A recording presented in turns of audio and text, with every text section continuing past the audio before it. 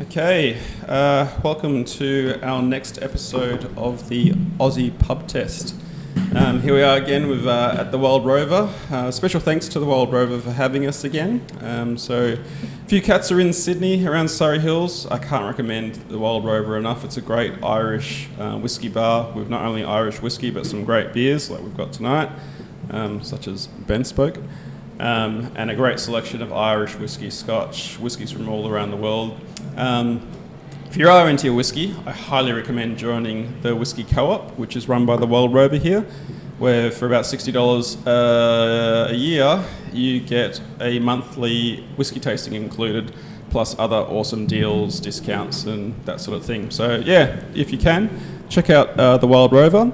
And tonight, for our second episode of the Aussie Pub Test, we've got Wayne returning again, joining us, and Brett here has joined us for the first time.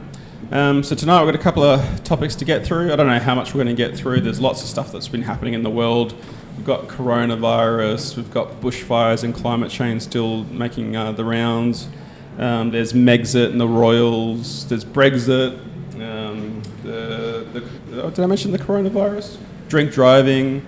But I thought because Brett is British, we might start with the Megxit topic, because I don't know much about what's happening with the Royals between, is it Prince Andrew and the kids? And well, that's another thing, yeah. And Megxit that's happening. So, what's going on over there with like this Meghan Harry thing? Well, basically, Prince Harry has decided to pare back his royal duties to the extent that he's not really going to be a traditional royal. And apparently that's a big thing. It's a huge thing. He was quite a senior member of the royal family. They always talk in terms of like this person is the 10th in line or the 4th in line, or... Well, he's a 6th in line, and every time that William and Kate pop out another one, he descends down another rung. So he's not...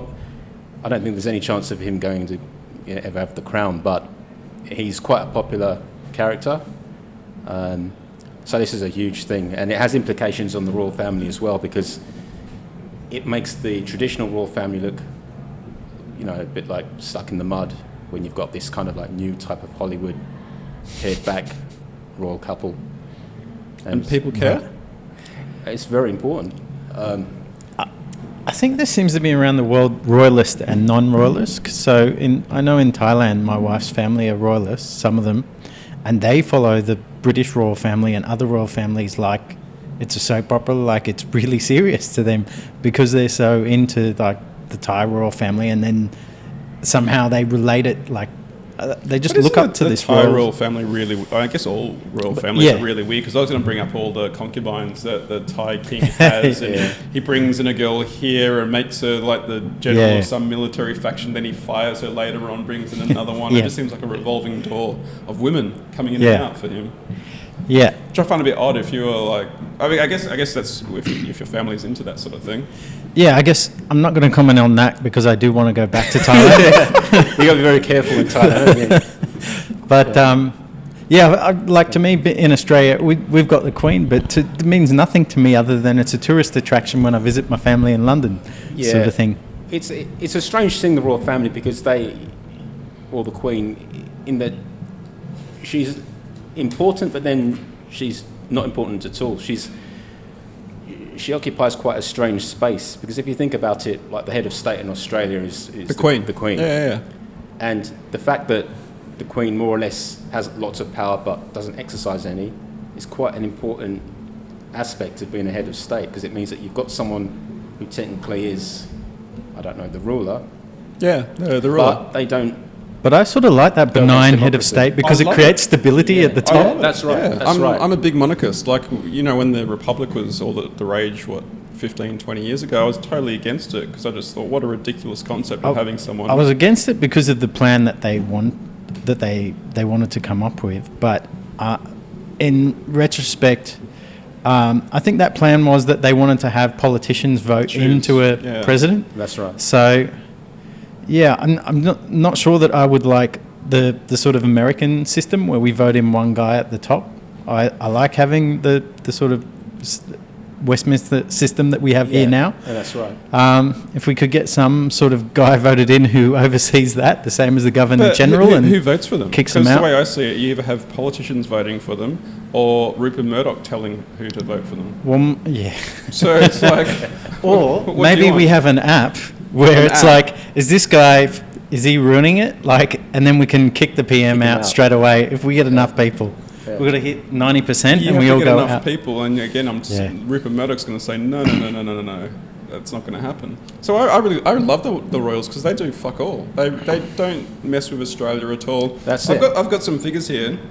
So I was wondering like how much it costs Australia to be a part of the Commonwealth, and roughly, according to in 2017, it was about $10 million a year Australia had to contribute to the royal family, which I thought that's a fucking bargain for someone that does nothing. Yeah, it's nothing. Like, because I also compared that to the cost of the White House, and the total cost of the royals is quite expensive. It's in the hundreds of millions of dollars, and it's just behind, or it's just in front of what it costs to run the White House. That's in the hundreds of millions of dollars, and the royals are just slightly more expensive than that. But Australia's contribution is $10 million a year. That's right. For someone that does nothing. I think about the value that the royals bring, especially to the UK in terms of tourism. I mean, it's many billions of pounds. Yeah. So and they don't mess in our affairs whatsoever. They don't mess, and that's mostly attributable to the Queen. Like, she's like one of the I think the third longest reigning monarch of all time, and she's good because she kind of is good at running that balancing act of saying nothing, doing absolutely nothing wrong, and she's had to preside over her kids who have gone off to private islands with underage girls, and they don't seem to be able to behave. Yeah. So Prince Harry, I think, I think he's a great guy, but I think that he hasn't sort of carried on in the same way of just putting duty first, and I think he's put his happiness first, which sounds okay. That sounds great, but royal family is all about duty first. Because if you think about it, the Queen would have loved to have had a great time playing around with her corgis, racing horses, but she's put that on the back burner to just have a life of service. Yeah, but what does that service mean? Like, she doesn't really do anything. She's got to go wave. That's the beauty of it. Waves, people take photos of her, and that's what people want her there for. So she's got to do nothing. I'm one of her loyal subjects. I love her dearly because I want her to do nothing. But she's got to be like the spiritual head of the Commonwealth. So she can be that spiritual head. If we're in a war, lots of people look to the royal family for stability. You might find you. I don't think. I think you won't, and I think the general, like, sort of educated masses don't. But it's like those common people who just need a figurehead to go. I'm going to go behind that, and they're saying it's all right. I'm going to say it's all right as well. That happened in Thailand a lot during all of the different coups, because the king would come out and say, stop fighting, and they go, yeah, all right, we'll stop now. I think the previous king of Thailand was very loved and popular. Yeah. But his son, I want to go on holiday in Thailand, so I've got to be careful, but his son... and I wonder if when the Queen goes and then Charles is in, will he go, all right, official concubines, and I'm going to start meddling in Australia? Well, Charles had been through that period where... Just want to sit a bit close up. Charles had been through that period where he wanted to be someone who was a lot more vocal, and this was like maybe 10, 20 years back. He had like these opinions about architecture, and everyone's telling him, it sounds quite benign, but and people were saying, well, keep your nose out of it. And I think he's kind of been brought back into just do and say nothing. Turn up, smile, stiff upper lip, show decorum. So I think Charles will be a good ruler in doing nothing. Perfect. And that's why I don't really get, like, Harry and Meghan want to go off and do their own thing, considering like the upbringing of Harry losing his mum when he was quite young from basically pressure from the media. I totally understand why the guy's like, fuck this, I'm going to piss off and do my own thing. It kind of makes perfect sense. And it doesn't affect Australia anyway. Well, the thing was that the media weren't really pursuing him in the same way that they pursued his mum. Like, the problem with... But his wife. Well, not even his wife. The thing that they do with Meghan is they write bad stories about her, but she doesn't get hunted by the paparazzi hardly at all. I mean, they've been on private holidays, and the press kind of leave them alone and abide by that kind of agreement that they made. But isn't it sort of ironic that the people who support them are also the people who fuel the magazines to write the bad stories about them? Exactly. It's like a self-fulfilling prophecy in a way. It's weird. And I think Meghan couldn't handle, because she was getting lots of stuff written about her that wasn't true. But I personally think she could have stayed, weathered the storm, hired some PR people and turned that around. Yeah, but at the same time, again, looking at what happened to his mum, from his perspective, why would he even put, his wife in that sort of position where he's seen what happened to his mum? He had to grow up without a mum because of her going through that. From him, I can imagine he'd want to be really protective of her and just realise, this is a bit of a joke, the royals, let's just go do our own thing. You can't... Yeah, in theory, I get that, but I mean, you can't hide from people. Like, Canada's still got the press, even though the Canadian press aren't as I reckon bad. they could probably move, if they really wanted to, they could move to Hollywood and no one would give a shit because, they're just another famous person. Like, there's places you can go in the world. Monaco, there's places you can go in the world. But if they go to Hollywood, they're going to kind of cheapen or make the royal family into kind of a brand. And? I mean, it is anyway to it. Yeah. Well, and it is cheap. The thing about it's $10 million for Australians. The thing about the royal family that makes it different is because it's like, it portrays itself to be like no other family. That's where it has a kind of irreverence. But if you make it kind of like a Kardashian Hollywood thing and more accessible and more modern, then what's the point of a royal family if they're just like any other family? I get it, but there's sort of nuances of the Kardashian having a reality TV show and all of that. Like, they could have gone to Hollywood and just chilled back as producers or something like that. Maybe she's going to do another series of Suits, or I don't know. But they're probably not going to do a reality TV show. But can anyone, or Brett, because you're, British and you're all into this, can you explain why? About to ask me something. The children. Oh I wanted to know. So you're British and you're all into the royals and you're following all this. And the one thing I can't understand is, this has been news for the past couple of weeks. Meghan and Harry splitting from the royals, and some people think, this cheapens the image of the royals, or it's damaging the image of the royals, and this is all big news. But Prince Andrew and fucking little kids isn't big news. I would have thought, someone like the one of the Queen's sons raping little kids is a much bigger issue than Harry and Meghan. Explain how that isn't the biggest story, and whatever Harry and Meghan do, no one cares. People care about Prince Andrew, but I think what it is the Prince Andrew issue is potentially a criminal issue, but it doesn't affect the institution of the royal family. How? Because when we're talking about the image of royals and the image of that family, these are the royals, and this guy is part of that family. But you can cut him off, and it hasn't affected the establishment apart from their image. Why can you cut Prince Andrew off and it doesn't affect the image of the institution, but you can't let Harry and Meghan go without it impacting? Because when Harry and Meghan go, there are lots of royal duties that now have to be placed on. There's lots of royals. There's lots of royals. There's lots of royals, but there aren't very many liked ones.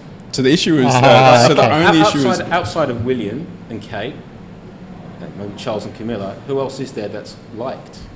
I like them all Princess except Michael for is hated. I like them all except for the kiddie rapists, the pedos. Yeah, and I that's the line I draw in the sand. If the Queen was raping little kids, I'd be like, okay, I don't want her as the head of state. I do think there's been a disproportionate amount of press, with Harry and Meghan, because I think underlying it all is this kind of belief that you can't have an outspoken or woman who's seen to be manipulative. That trumps everything. That trumps paedophiles. And that's quite a disturbing thing to have seen. Prince Andrew. But these are royals. They have a history of manipulating the world. They do, but she's kind of a new entrant. But she doesn't really have the legitimacy to do that because she's just new to the job. She's been she's like Yoko Ono coming in. She's been in there for less than 2 years. She knew what she was going to be signing up to. She's had a lot of bad stories written about her.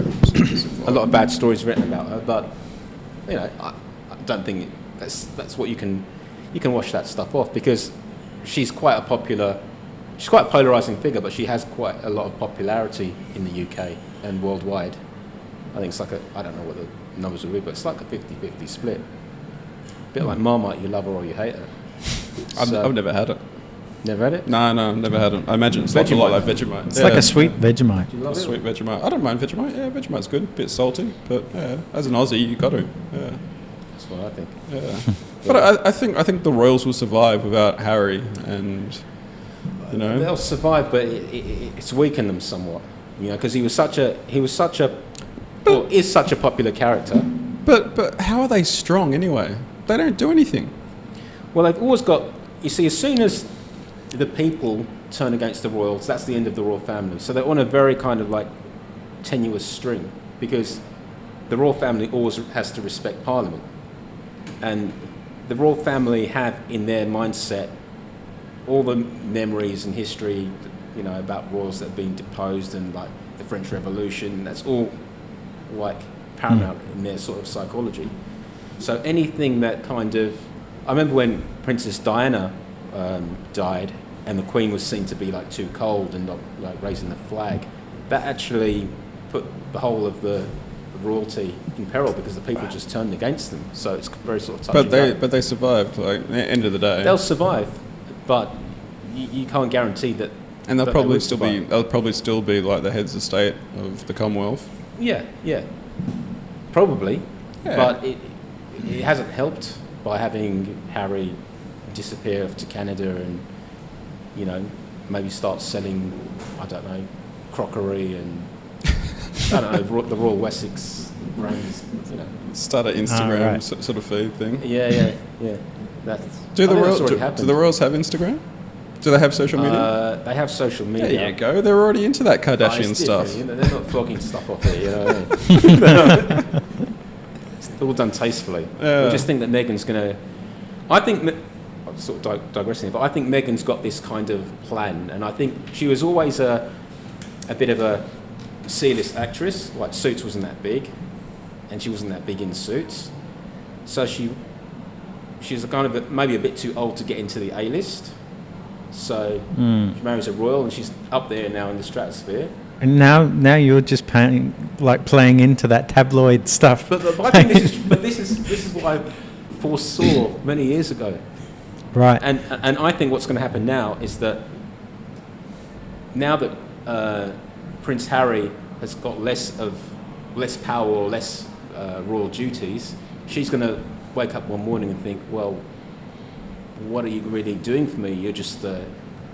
What was he doing for her before? Well, she had the name. She's like the Duchess of Sussex. She cares. Now that's going to, you know, be stripped back a bit, and she's going to think, well, I need someone else to just take me to that next stage. I need either a billionaire or a director. Aren't the Royals billionaires already? They're I think Prince Harry's Like I was got saying, about 40 million. it was hundreds of millions every year that gets contributed to them. Yeah, but and they've got their own trusts and stuff. They've got it all tied up in property. Yeah. They don't have. So like, I don't have the liquid money that a billionaire's got. Well, I mean, I think Prince Harry's he had like 40 million left to him, and then he gets, I think, 2 million from the Duchy of Cornwall, which is like his kind of like salary. Or I'm sure Prince Harry can like get some eat through sponsorship that money if deals. you're Nike or something. Hollywood. I'm sure would love to have him on the payroll. I'm sure he'll be doing fine. I'm sure she'll be happy with the money. She'll be all right, but I think people like that don't just want to be all right. I think she wants to be like, you know, live the Oprah life and. Well, like Trump's wife, she just wanted to marry this rich guy, and now she's got to go out and do all of this Mrs. President stuff. You can see her face like, it was supposed to be easy. Yeah, Melania. I don't even know. What does Melania... She was a model. But I don't know what she does now in terms of her causes. It was that anti-cyberbullying thing, which was ironic because Trump's been cyberbullying Greta. That's true. I thought it's just cyberbullies everyone. Yeah. That's just what he does. I used to hate it, but I'm now like... I've sort of... It's like watching The Simpsons, and I used to get annoyed by Homer Simpson. Then I just sort of just went with it. and just embraced it. And I was like, I find Homer Simpson really funny. It's the same with Trump. Yeah. He trolls, he gets reactions, and I kind of...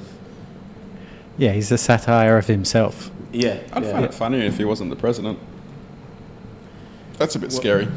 But, in his defence, he hasn't started a war yet. He's tried, but He's trying hard. hasn't. It all seems to work out. Like, I thought that Iran thing would just explode. And Yeah, I went and that bought was a piece of genius by him. I went and bought a fuck ton of gold that day. Yeah, when those missiles started hitting, I was like, oh, this is it. So I was buying gold on the stock market, which is a great segue to our next topic, the coronavirus. Because after I bought that gold, everything shut down and there was no war and my gold started falling in value. But now my gold's back thanks to the coronavirus. So I've been watching gold today. Something like a good disaster. And it's, Black Swan, Yeah. a good Black Swan event to get gold kicking again. So I'm pretty happy with this week.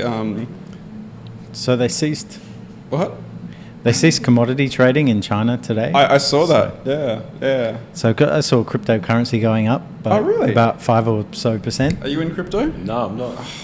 You shouldn't I be don't because understand it, to be honest it's a with you. waste of fucking money. It's a scam. But I've been in it for years and losing money. But because now we got to get back and break even, mate. So I've been watching this app of it tracks the coronavirus and how many people are infected and how many deaths.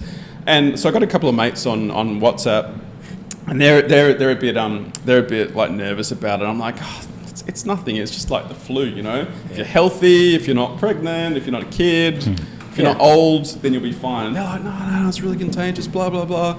And so I started looking at this app that aggregates all the known cases.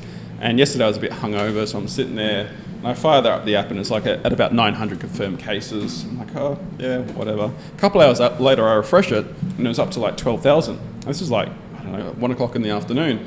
Throughout the day, there's a skyrocketing of confirmed cases, deaths are going up. Like a movie. And then I noticed gold is gold's starting to move. I'm like, Wow. Can you pair up the gold app with this? It'd be interesting. On the flip side to that, all my other stocks are getting absolutely hammered. Today was an atrocious day in the Australian Stock Exchange. It was just red all over the Because place. this is scary, because you see that freeze in commodities. There could be a recession in China, and Australia's been for a long while a recession in China away from a depression. We're heavily linked to China. So, and I was reading about this on the weekend as well of how big China was during the SARS outbreak.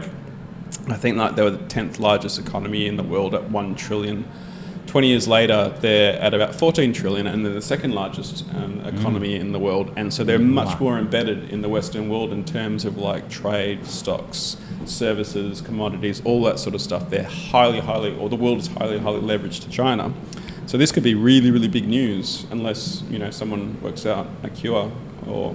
Well, apparently it's not as with SARS, the fatalities were in the double digits in terms of if you have the confirmed cases with fatalities, and I think Corona is only 2.5%. Yeah, of all and cases end up in a. SARS is a lot higher, 7.9 or something like that. Yeah. And there's a weird correlation between the virulence, and the death rate, and the gestation period. So you've got, I think SARS is 3 days, so it hits people hard, it kills more, but it dies off.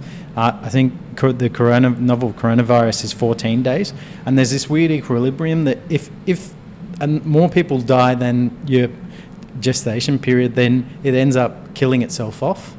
But yeah, this seems to be, this 14 days seems a long time that gives it this ability to secretly spread, because people are going, I'm fine, and then away they go. They're in France or wherever.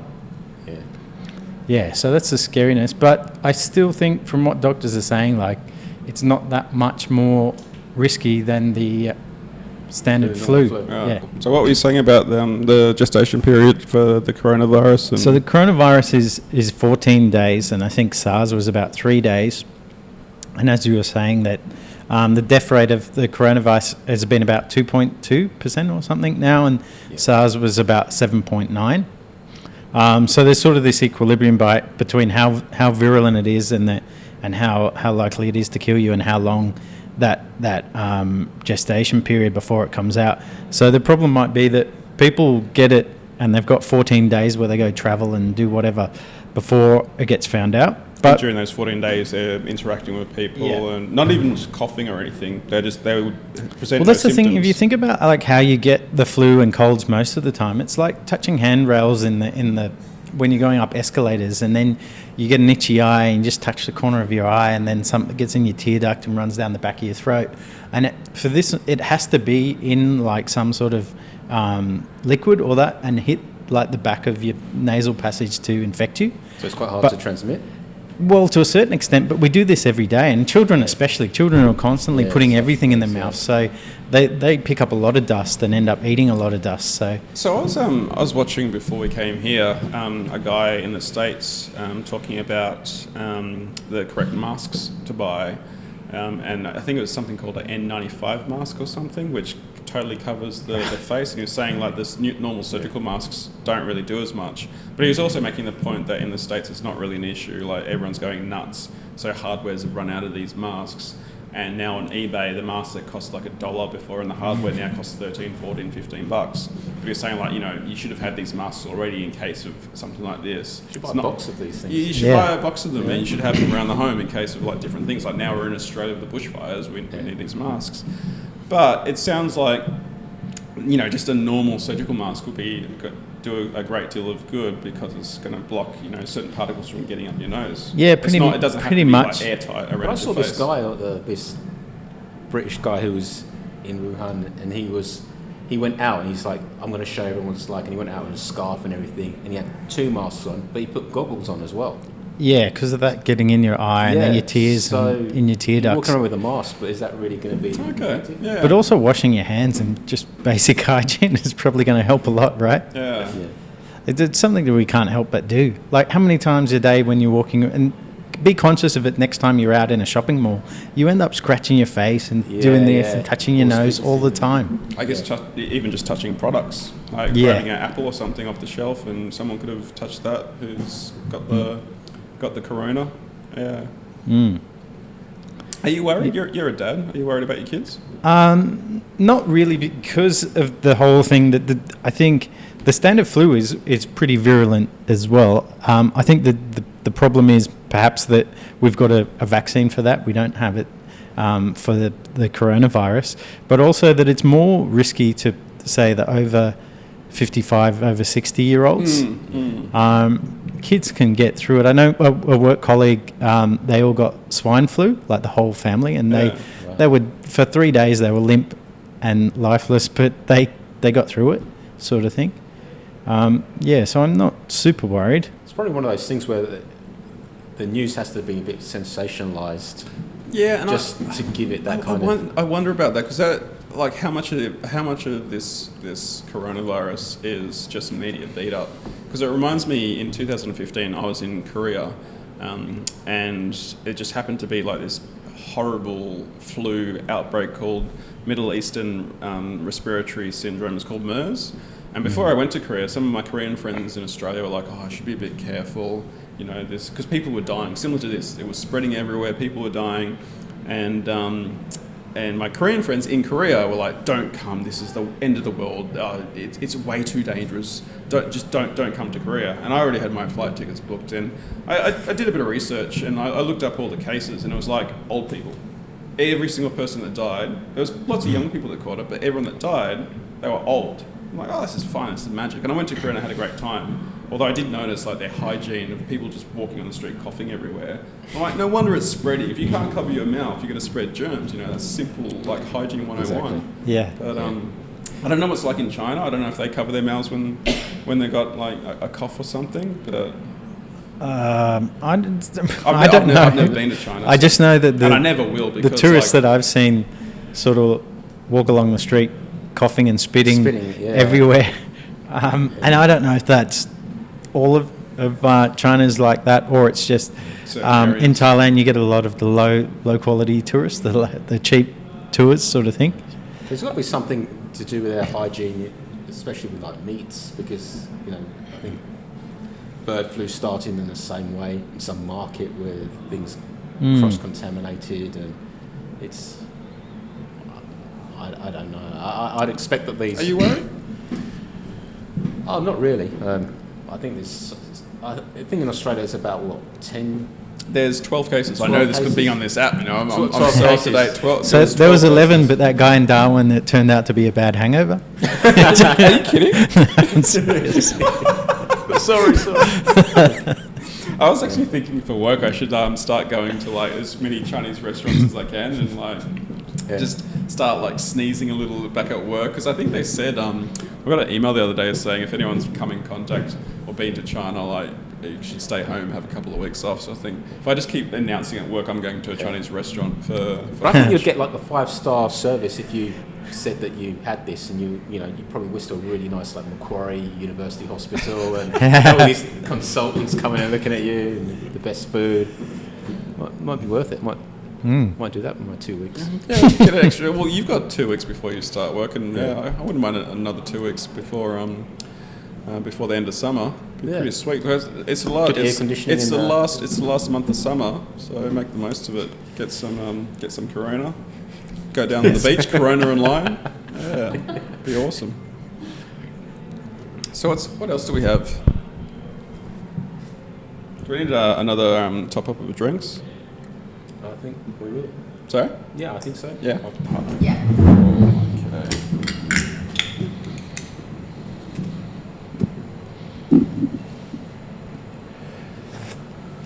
What whiskey did you choose? This is a Green Spot. It's an Irish one. Tell us about Green Spot, right? Green Spot. It's a very easy to drink Irish whiskey. It's got a hint of apple to it. Cheers. Thanks for coming, guys. Cheers. Cheers. And it's quite hard to get. It seems to never be enough supply for Australia. So whenever I see it in the bar, Make the most of it. I get it.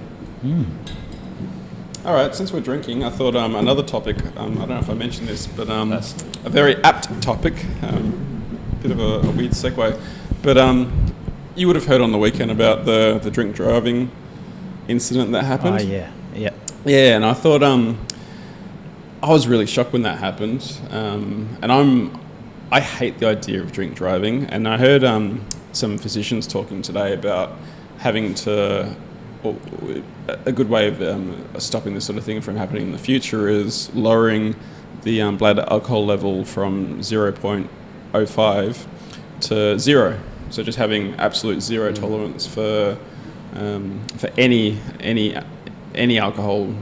So not drinking at all when driving. Yeah. What do you guys think of that? So I think that's a good idea because it changes your plan. Like, because you might plan to have that's a one good- yeah, that's a good beer point. and then things just, they happen. Someone tops up your champagne or something like that. But also what angered me about that, it was just down the road. I go along that road to go see my grandfather in the retirement village. And what angered me about it is we're in this day of ride sharing. It's so easy to get an Uber and then get an Uber back the next day. It's like, it's not like, remember when you had to find the taxi, you couldn't get a taxi and they took an hour. Yeah. It's not so difficult anymore. So it just comes down to callousness. So that kind of means as well, having a zero tolerance of like 0% alcohol would mean that people would still drink and drive. Yeah, I mean, it doesn't stop people from getting in the car, but it changes the mindset of planning for the of night. more people. But it will that stop the guy- conscientious ones from taking a risk. Yeah. But that But it guy won't would still start get the in that callous car ones. and still kill those kids. Yeah. Because there's just nothing you can do about that. Yeah. And I thought like maybe we need stronger penalties, like to make examples of people. Even if you don't kill someone, if you get caught drink driving, if you come down on a ton of bricks, like I don't know, you lose your license for 10 years, 20 years, or you just that's it, just lose your license. Yeah, because I think a few days ago, Michelle Bridges, that personal trainer, she was caught on a DUI. Who's Michelle Bridges? She did. Fattest loser? Was it Greatest Loser? Fattest I've Loser? got no idea. Yeah, the biggest loser. Biggest Biggest lo- Loser. the biggest loser. Fattest loser. But it came out in the media that her getting that DUI is actually good for her image because it makes her more relatable. Now she's not this super personal trainer. She's someone like us who drinks and... It's good in the media? That's how it was portrayed. So Right. I think DUI... Is she married in the Murdoch family somehow by any chance? I think she said she was daytime drinking because she had a bad split. I don't... split up, something like that. But I mean, But even if it was 0, she probably wouldn't have taken the risk. You ever watch that show where the police roadside show? And there was one where it was clear that they'd come from a wedding, and it was like a woman, and she's driving her mum home, and they're going, "Come on, blow," and she's just like pretending like she's blowing, but she's not. And I think that woman probably did plan to just have 1 or 2 drinks or whatever, stay under the limit, but it got a bit out of hand, and then she never expected to get caught, because once you're a bit drunk, maybe you do think, oh, it'll be all right, your judgment's gone.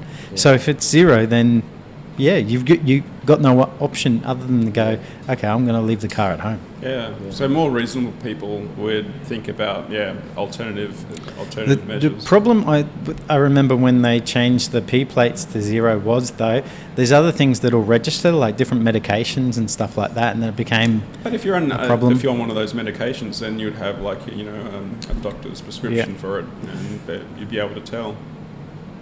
Yeah. I guess so. These were just like cough medicines and stuff like that. The weirdest one was, did you see recently there was the guy who's on medical marijuana? But apparently I don't really know the science of it, but there's a difference between the THC and the other one, but the test doesn't discriminate between them. Yeah. So he took it to court and then got passed. Yeah. Because also the test, like maybe you smoked a joint 2 weeks ago and it still shows up. It's not an imperfect test at the moment. Yeah. So that's an interesting one, because in Canberra they've just legalised that you can grow and smoke pot on the weekend. You could only grow before, you couldn't actually smoke. Yeah, you could only grow, but now I think they've decriminalised possession or something like that, so you can smoke it, but you still can't buy it. So yeah, that's interesting. So we'll see what other states follow, because that's a federal law, and each state has their own law. So then I don't know if that means Northern Territory as well, because apparently because it's Australia's capital territory, it's not a state. It doesn't have any laws to overpower the federal law, which is interesting. It's a federal law, isn't it? The territories are federal. Federal police. What do you reckon? So if we have tougher penalties versus 0 I think the tolerance? tougher penalties would be, because I mean this guy I think is probably only going to get 6 to 8 years. I'll be maybe even less shocked. time served. I'd be absolutely shocked at the concept of that. Like to kill 4 people, I think it is 4 young kids. I think 3 and seriously injure the 4th. But I think it's because the judges don't have the sentencing guidelines to exceed that. Why? Because it's not. You do have some culpability or blame because you had something to drink. But you haven't gone out with foresight to kill, so it's not ever going to be. He's got 4 charges of manslaughter. It'd be manslaughter, so there's 20 charges are up, but 4 of manslaughter, grievous bodily harm, all these other ones. So I don't know how long that adds up to. But I think he'll get the maximum of what he can get because of the public scrutiny of this. But I don't think it's going to. I don't know. I wouldn't have thought it would exceed 10 years. I thought it'd be like life. It should be. Yeah, it should be, but. They never are. But can't you argue the fact he's disregarded the law, he has planned to commit this crime? Like, if he was a reasonable layperson following the law, he wouldn't have done this in the first place. He's gone out of his way. He knows right from wrong, and he's done the wrong thing, and he's caused such a horrific accident and loss of life. Couldn't you argue that he's actually planned to do something? No, because he hasn't planned to do that. He's just opened himself up to the risk of that happening. So he's basically going to get away with it. Well, he's not going to get it. He's still going to get punished. But I think your idea of like stronger. Well, we don't know what's going to be handed down yet. But your idea of stronger punishments, to what extent? Because they can have repercussions as well. Like, so in this case, he's killed 4 kids. We don't know if he has 4 kids and they're going to be without a father for life. And then what repercussions does that have? Those kids grow up, they end up drinking and doing the same thing because they didn't have a role model or whatever. But I got done for drink driving when I was 18. I made a stupid mistake because I was 18 and young people do stupid things. And my auntie did write a letter of recommendations to the judge saying, please don't it was something along the lines of, please don't put him in a position where this will be more of a detriment than a sort of reprimand. I know what you're saying, because I was thinking about this. My younger brother got on a bike after drinking, crashed his bike, ended up in hospital, and I was furious at him. I was devastated. I was like, it was just the worst thing that's ever happened in my life when he did that. And I was thinking today, because I'm thinking like, God, there should be tougher penalties for people that do something as dumb as my fucking brother did at the time. And I think he was like 19, 20. But then I was also thinking, if my brother went to jail at that age, how different his life would have been. Exactly. How it would have like become ruined. a career criminal. Yeah. Even simple things of like, I know I had a friend, he was a courier, and on double demerits, something happened, and maybe he turned, and then he was on his P, so he would have lost his license. So he went to court, and the judge said, "Okay, I'll give you back your points this time because it's for your job." But if these could put people on the streets, so we have to think of those repercussions there. If you like spend a day in a court, you'll see that those people who go before the court who need to drive because of their job, and if that was taken away from them, it would have repercussions greater than the punishment. And then on the flip side, I'm just like, but that is such a dangerous thing to do. So I think so many people's lives. Maybe not so much about the what do you call it, the afterwards, but the education beforehand. Yeah. And so having education in schools But we do. I grew up with education in schools to telling us don't drink and drive. There was like when I got my Ps, there was tons and tons of like seminars in school. This was like more than 20 years ago. If I had that. But yeah, was when you fill out the cops come to booklet. the school and talk to us about drink driving and speeding and stuff. And Right, I didn't have that, but also it's about the way, like that they teach you, and maybe that's going off on a tangent of making it relatable and like getting the message through and all of that sort of stuff. But I think like where you were saying, if it's 0, then it's saying, look, this is definitely a bad thing that we don't like. Because you're always timing it. You're like, I had a drink in that time, Yeah. and then I had something to eat. I might be okay, and you're kind of making all those sort of judgments. If it's just 0. And then the whole thing where like this is like 1.3, so you one drink an hour, but actually every drink is over one drink. So and people's bodies react in different ways. Some people just like tend to absorb alcohol. Yeah, if you've had a steak or you've empty stomach. So you think just 0% would be a good Yeah, start? Something lower.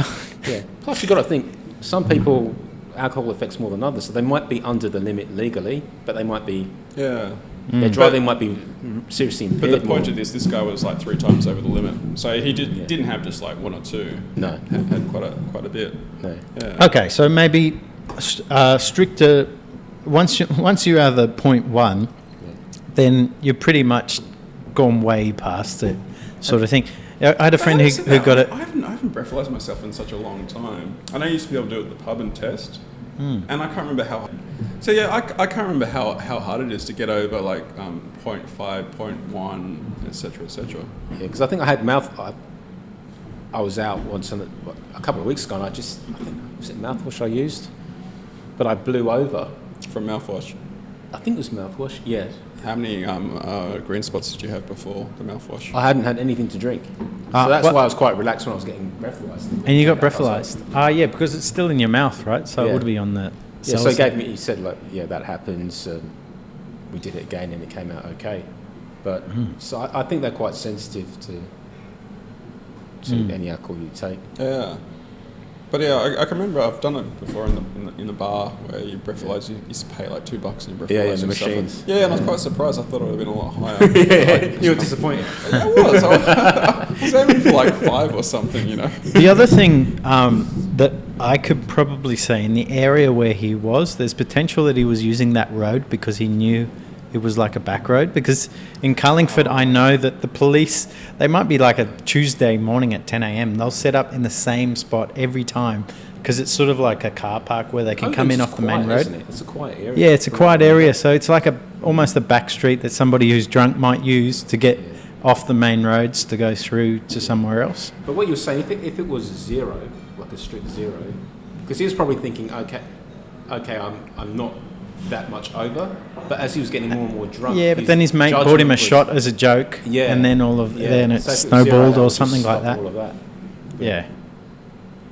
But yeah, you still will get people who still drive. But Yeah. So it's still going to happen. It's just like you're saying. That's a really good point. I think that people are just going to plan more. Like more reasonable people are going to plan out their evenings and how they're getting home. They're not even going to bother taking the car if they're going to have a drink. You got no choice. Yeah.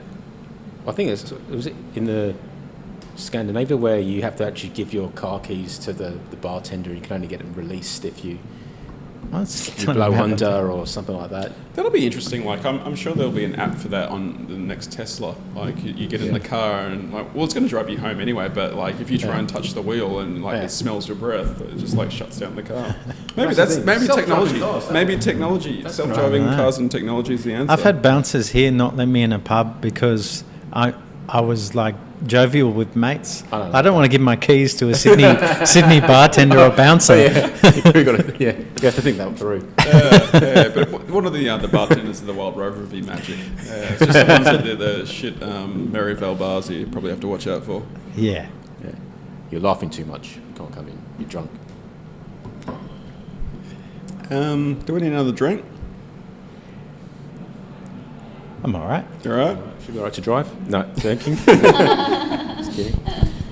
All right, what's next? Let's talk about bushfires and climate change again. So we covered this last time, but I think so much has happened in like, I think that was like more than a month ago. That was like December, and So you've seen a shift as well in the sentiment that's come from the Liberal Party, and I've seen like people take video clips how the rhetoric's changed from December through to January. You know, the weirdest one I've heard, I haven't actually seen it for myself, but I've heard even someone like Ellen Jones has like said that climate change is like anthropomorphic climate change is a real thing.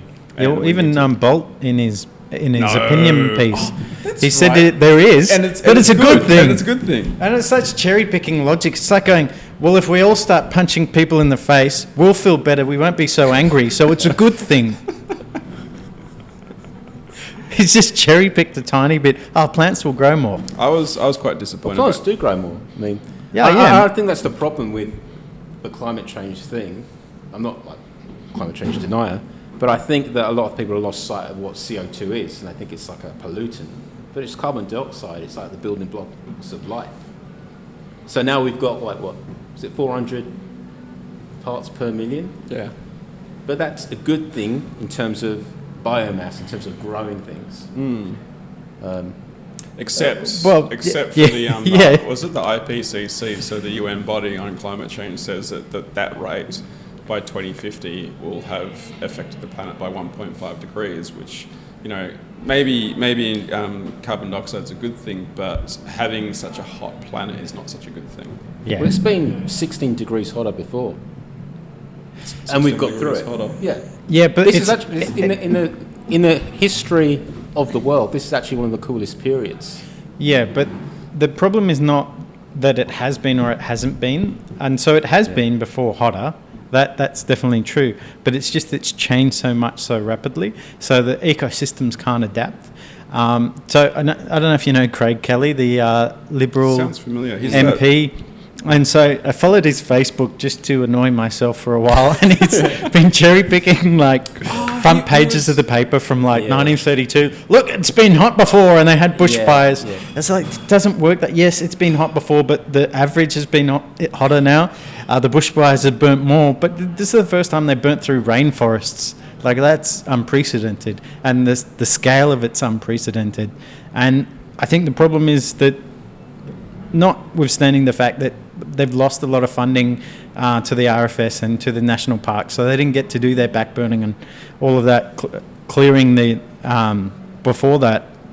But their period where they can do that cold burning is shrinking because of the heating, so they're not getting as much time.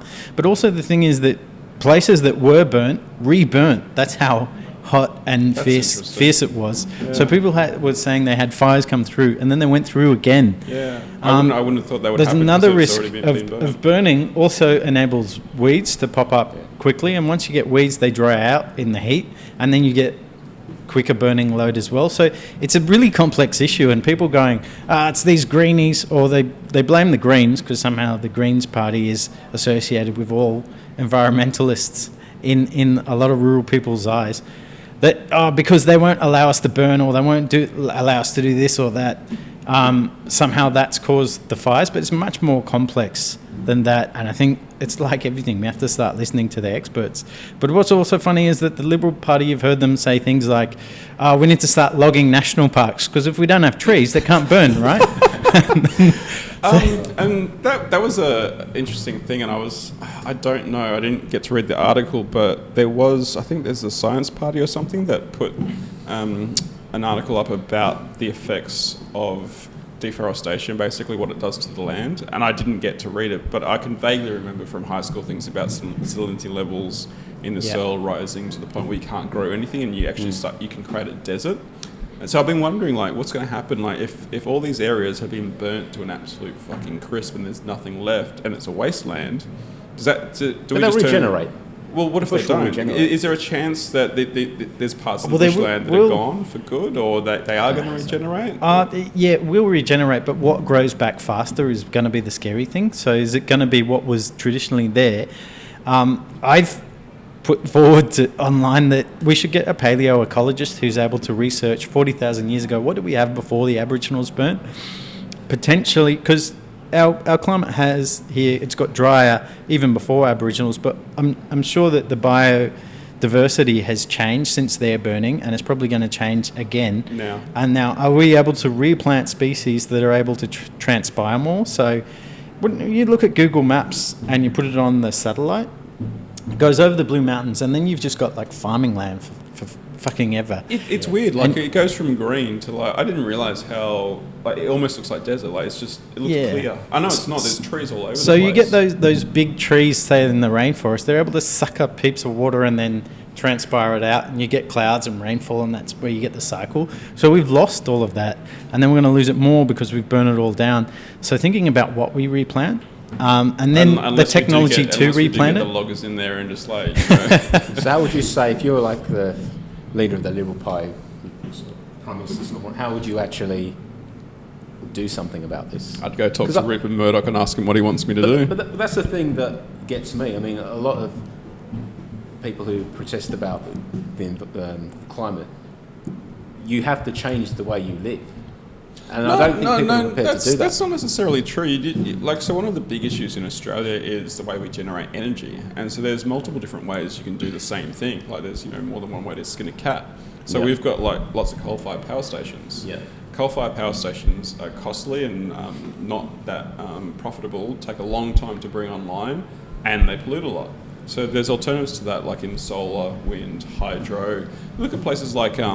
But solar, if you look at what energy needs will be in, say, the year 2100, they'll be double what they are presently. Yeah, but I think solar also and hydro are only responsible for like maximum 7%. Yeah, at the moment. So it will never be able to scale up to be a replacement. No, but that's at the moment. And the thing is, we had research that I think they got a 40% gain last year, and this is research at UNSW. So it's Australian research, but what annoys me is that we won't see the commercialisation in Australia. We won't see jobs built on that research. That will be manufacturing overseas to American companies or something like that we've given the research away to.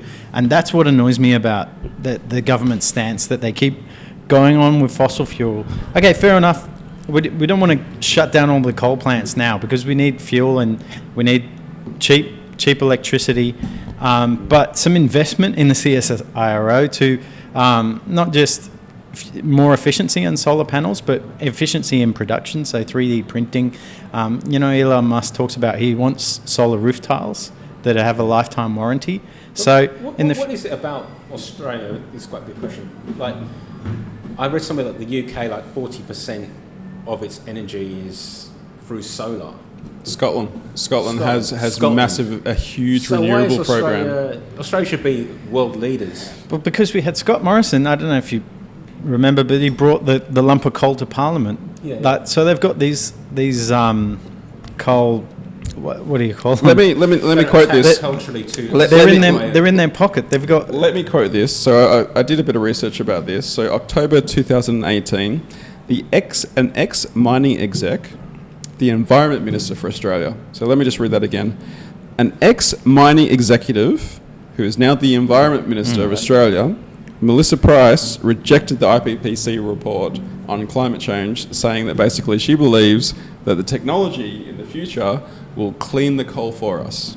So she rejected the IPCC's report about climate change, not on any scientific fact, just her belief that technology will save us. Just a hunch. And this is an ex-mining exec. All right, cheers, guys. Cheers. Thanks for coming along. Have guys. I just want to go back to what you're saying about coal, and what I was looking at the most richest people in Australia, and you've got Gina Reinhardt, and then some other coal magnates, I forget, or mining magnates. Twiggy Forrest. And then you got Mike Canning-Brookes and the other guy, who's the quiet guy from Atlassian. Now you see the government go overseas, like Scott Morrison go overseas and have dinners with Trump with Gina Reinhardt, and I think he might have had the News Corp, the son there. What's his name? Lachlan. Yeah, but you never see like them with Mike Canning-Brookes, or they're not about innovation. They're about that old money. Because there's so much money in that, and there's so much influence. Yeah, but there's so much money in tech moving forward. It's like it's going to be a dying industry, and especially once the commercialization of things like better solar. If we all get solar roof tiles in 10 years, which is plausible because think about phones, 10 years, we only had the smartphone. So in 10 years, we just got solar roof tiles, we power our own house, our own rainwater, then the coal's just get... I mean, look at that resistance to electric cars. You know that thing during the election and that big, like, I'm like, why are they... And then the experts are like, that's going to happen anyway. Yeah. So it's like a cultural resistance to these kind of new technologies because this country was built on mining. Yeah, and you've talked about this before about like project management and managing change, like change expectations and how people deal with change, and that seems to be a real issue, I guess not only in Australia but all over the world. In Australia, people generally are scared of change, and regional people especially. Like I've even seen it on ads. Can't remember what it was for, but these farmers saying, "Oh, now we're able to create stability and less change is good." For them, they're very scared of change, and I think in that way we have a very conservative voter base. Maybe not conservative politically, but conservative in just like they're scared of any new ideas. Like it was whatever's going all right, even if it could be better, it might not be better to them. So let's just keep going with what we're doing. I think that's a shame with Australian politics is that they need to pander to that to get elected. So you're not going to have an innovative leader who's kind of like, I'm going to show you where it can go. It's like, okay, quick, easy votes need to get in for this term. But also we don't have those sort of leaders. Like neither Scott Morrison or Anthony Albanese. No, but Bill Shorten was proposing a lot of big changes. Yeah, and that big was changes. But what I mean is that he was no Winston Churchill in speaking. And Turnbull was, but then he just couldn't get his own party to like him. So he never got anywhere. But I also don't understand that because like in politics all over the world, it seems like I've noticed this a lot. I've been following a bit of the American primaries, and it's not so much policy, but it's personality. Yeah. So it's all about people's personality. Well, Australia's definitely a populist vote. I remember my auntie around the election, it's a great aunt, so a boomer level, was going, oh yes, I just couldn't have Bill Shorten in for 3 years. His eyes are too close together. But we live in an age where you can go online and in your electorate see the policies of everybody who's there. I've thought this for a while, that voting polls should be illegal 1 month before the election. They shouldn't be able to be published because you don't want that populist vote. Like everybody's going that way, I'm going to do it too. It should be more like... polls are often completely wrong. They are wrong, but it's like a bandwagon. Like, what do you think of like compulsory voting here? Because I'm of the belief that because you've got compulsory voting, you've got lots of people who aren't engaged in politics or don't know anything about it, just going along and just like, oh, I don't like Albanese's name. I like it. I still hate voting. Like I just hate having to. I hate federal voting because at the state government level, I can get online and vote. So for the New South Wales election, I just voted online. At the federal level, I have to do the absentee vote and go vote early because I do not want to ruin a fucking weekend lining up with. But that's like, nice, you know. Saturday morning, sausage sizzle. The fuck are you talking about, Willis? That's all Sausage part of sizzle, democracy. Sausage, you don't want to get on and click sausage. Are you kidding me? I don't eat sausages, but just the. Yeah, I get what you mean. It's an event. In life, there needs to be events. Now it's all about, I can just sit on my toilet seat and click a button. It's a waste of my time. I should be at Gordon's Bay, living my life, doing a real barbecue, not these fucking sausages and a bit of white You can bread. go to Gordon's Bay straight afterwards. It'll take Hours half later. half an hour out of your time. But I do not like the process involved in it. Yeah, but I think definitely. it's a responsibility of living in a democracy. I think I think compulsory voting is good because if you live in a democracy, you've got to take responsibility for where you live. Like, no one forces me to live here. I don't like the Liberals. But you think you should be compelled to vote? Oh, fuck yeah. Why? You already... Because we live in a democracy. We have a choice in a It's democracy. it's quite undemocratic that you're compelled to do something, though, isn't it? I think you should be compelled to be part of that democracy if you want to live in a democracy. I think that should be an absolute, like a social contract if you want to be able to do But this. then don't you have get to a big vote. swathe of voters who don't know what they're talking about? Your life is now Yeah, being well, it does controlled. happen. Yeah, and you know why that is? Poor education. So I want better education in this country. So when people do vote, they're more informed. They're not just going off But- what someone looks like. but- Their eyes are too I close know, together. but or the something. education's there. I know, But our people education don't. system's terrible. but And in the people- West, our education No, system but levels if have been you want falling to for know about years. policies, as Wayne said, it's there. But people can't be bothered. They don't. And They'd also rather they- rather look at the Poorly the- educated. They'd They rather vote- look on Instagram. They don't vote the way want to their be parents educated. vote, or I think a lot in Australia, it is Murdoch, and it's because they buy the paper for the footy, and they flip it over to see the politician who's been made their face into a rat or whatever it is that day, because they don't want more than that. It's like a comic book almost to them. And you only have kind of like maybe two papers here, the Australian and then the Herald, I think right? something Not like the Herald, the Telegraph. 70% of Australian media is owned by Murdoch. It's really weird. So we need laws weird- to break up that monopoly. Yeah, That's crazy. But we talked before about the Flux Party. So their idea is that you get their members into the Senate, and their members never vote on their own conscience. The app, every vote for any bill, you Right, the yourself can go and go yes or no. But if but say the topic's the environment, and you don't know anything about the environment, you've got a friend who did his PhD in the environment, you can Transfer your vote to pass him. your votes to him. That's a great So it idea. creates, like, you're able to create your own sort of knowledge, brain trust. Yeah. Because I've often thought that the whole two-party system and the way that they create their cabinet, and like you were saying, you get an environment minister who was an ex-coal, whatever, it makes no sense. Yeah. Why? And you have these ministers who flip from one portfolio to the other when they have no experience most in either of ministers them. are either lawyers or trade union people. That's their background. There's no background in chemistry, in sciences, or And it's the nuance of the I disagree with portfolio. that to an extent. So Melissa Price, the ex-mining exec, has a lot of experience in the environment. She's Yeah. destroying it. Like, she's been part of companies that have been destroying it for decades. No. Decades What I of mean the is environment. that she doesn't have. When you do, say, like a bachelor's or a master's of the environment, you take into account the economics, the social factors, the ethical factors, everything. And she's, I don't know what her background is, but say whether or not that was in marketing or whatever, and she just happened to work in mining. That's two are completely not relating. And we've got to the point where we know the complexity of topics so much that we should have people who are, that is their speciality because of the nuance in the decision.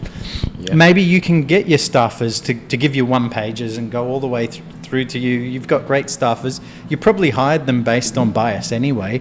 But and then at the end of the day, you go, oh no, economically, I choose this one over that one.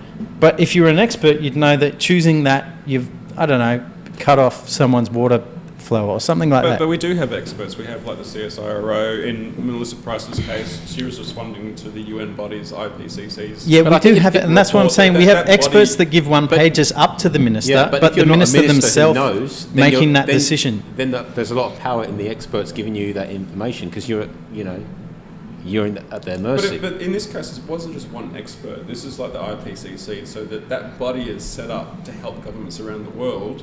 And right, that's I at understand that's what at you the mean. UN, that's at the UN level. At the Australian level, the national level, we have the CSIRO.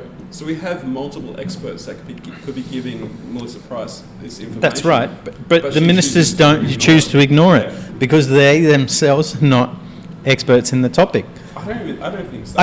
You've got people like Craig Kelly, he was a furniture salesman, and now he's going on this rampage. I don't think there's anything wrong with that, so long as like I don't have to be a doctor. I don't have to be a doctor to trust another doctor.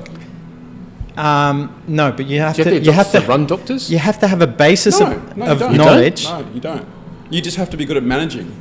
You put your faith in their expertise. How about if I ran an IT company? Would I need to know something about IT? Not necessarily. You have to be good at running a company. You might be. I think you need both. I think you need a basis of knowledge to understand how they are communicating with you. Yeah. Even the problem with him is he doesn't even know how we disseminate knowledge as the human race, like how it goes into academic journals and stuff like that. So he's putting on his Facebook screenshots of old newspapers. Craig like Kelly. that's anything relevant. Peer-reviewed science articles. Yeah. He's the guy that went after that news presenter. And when he does post articles, he's had the scientists who wrote the article come back and say, no, you're wrong, because he doesn't know how to read them properly. And that's what I'm saying, that there should be some base of knowledge that you should, like an old Confucian style, you have to do an exam to get into parliament. But no, this is where the media should come in. So this is the job of, what do they call it? The third estate or something? Fourth estate? The media? Yeah. This is the job of the media, to question these politicians and hold them to account. Wow. And if they can't live up to the standards, they should get out. But our media fails us. Yeah. And it has failed us. That's also difficult because you think a bit like regional areas, you've got someone who's there who's just, I don't know, got out of uni and she's covering a story. Like, it's also the calibre of the media then. Yeah, but also in Craig Kelly's case, he was embarrassed by, it was Piers Morgan and I don't know who his offsider was at the time. But weather girl, was it? Craig Kelly called her the weather girl. Yeah. But she studied climate science and stuff, meteorology. Yeah, and he just she's just some weather girl. Like, he's been embarrassed, but we take no action on it. Like, and in Australia we just accept it. Like, because the media really doesn't do a very good job in this country. So.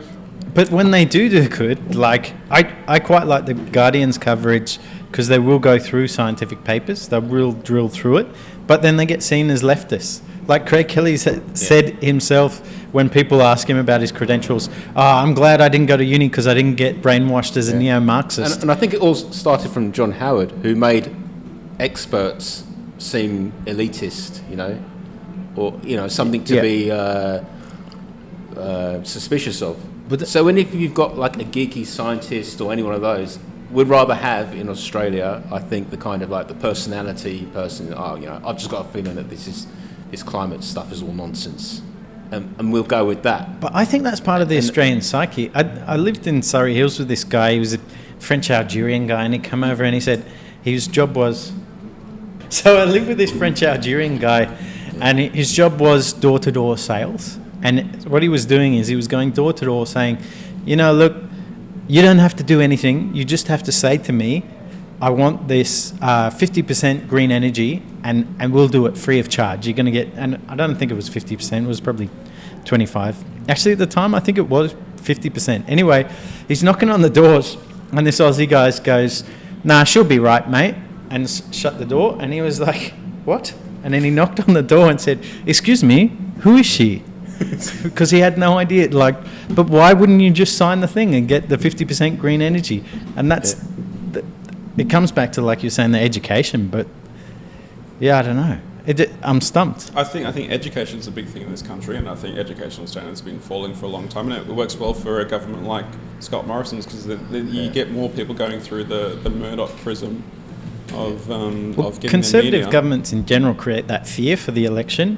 And we know through scientific research that people of lower intellect, they go for those conservative ideologies because they're easy to package up and go, the immigrants are bad. Yeah, but I think you're also right. The point you were making before about someone buys into the Murdoch press because they're getting their football information from there, and then they flip over to the front and get their political information. Well, I think that's a really good point, that they're not actually there for the news. They're there for the sport. And I remember when Murdoch really went after rugby league in this country, and I was quite surprised. I'm like, what does he care about rugby league? But he built this and he's done this in a lot of countries, really go after sports, and then just slip the news in there with it. Well, you see, I've sort of seen a change in the past couple of weeks, and I think it's because his son went after him. Did you see that? No. That his son called him out and said the Murdoch press is all biased, and he said no, there's no climate deniers, and there's almost been articles in his papers which have been, now they're calling out the PM, and that's what I was saying. From December to January, there's been a massive change in the sentiment. That must be why, because that's the only thing that matters in this country is whoever's on the side with Murdoch gets, Or maybe Murdoch's realised that the majority of people believe in climate change, so he's gone for the populist thing. He's changed his... Yeah, but he's got the power to actually change their minds. He can keep going with his line of it's all the Greens' fault, and people would buy into that. I think maybe it is his son. I think it really has to be something inside that organisation that has to force him to change. Because I think he can keep brainwashing people into thinking blame the Greens. I've seen friends on Facebook put posts up about the fucking Greens and but it's been quite a limited admission of climate change. It's been okay, the climate is changing. It's getting a little bit hotter and drier, but the rest of it hasn't really come through yet. Carbon credits and CO2 levels. Or probably 20 years IPCC. off that. Yeah, there's a big problem with that. So the way that Labor had it set up was that polluters would have paid the carbon tax and all of that. Now instead, it's the end users end up paying more to reduce emissions, which is, again, that's Liberal Party. They love to do that, force it back on the public. But it's always going to get forced on the public somewhere or other. That's the thing about it's likely, and I think that was one of the problems with the carbon tax that Labor and the Greens introduced, is there was a lot of concessions for big business, for the polluters. There was lots and lots of tax credit concessions to allow them to basically keep doing what they were already doing without having to change their model, which is totally counterintuitive to the goal of what it was meant to achieve. So what we got, the sentiment that's changed in the government, so now they agree, it's a problem. So what they've said is, okay, we're hitting our targets and we're going to start with gas-powered plants. So the problem with that is we're not hitting our targets. What they've done is they've taken a accounting concession from the Kyoto Protocol. The trees? No, they apparently there was some they went over what they said they were going to do for the Kyoto Protocol, but remember they halved it anyway or something like that, and they're going to use that concession, so they're not going to reduce it since then. So they're going to take that. So it's like how people go on about the companies not paying any tax because of clever budgeting. That's exactly what the government's doing. I don't know if gas turbine, it's going to be less carbon used, but still it's not an end game. Maybe it's going to be a bit better in the journey towards a zero emissions, but I'm not 100% convinced it's the best solution there. I'm guessing it's just an easier transition for their mates in mining and energy production to be able to go to that. Yeah, definitely. You've got to think with the Liberals, they've taken over things like Adani, and with the mines, they've taken traditional Labor voters.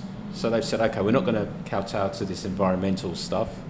We're going to keep going the way we're going with being a pro-mining company. And they've taken those working class miners in Tasmania and brought them into the Liberal stronghold. So that they need to do this for their political survival.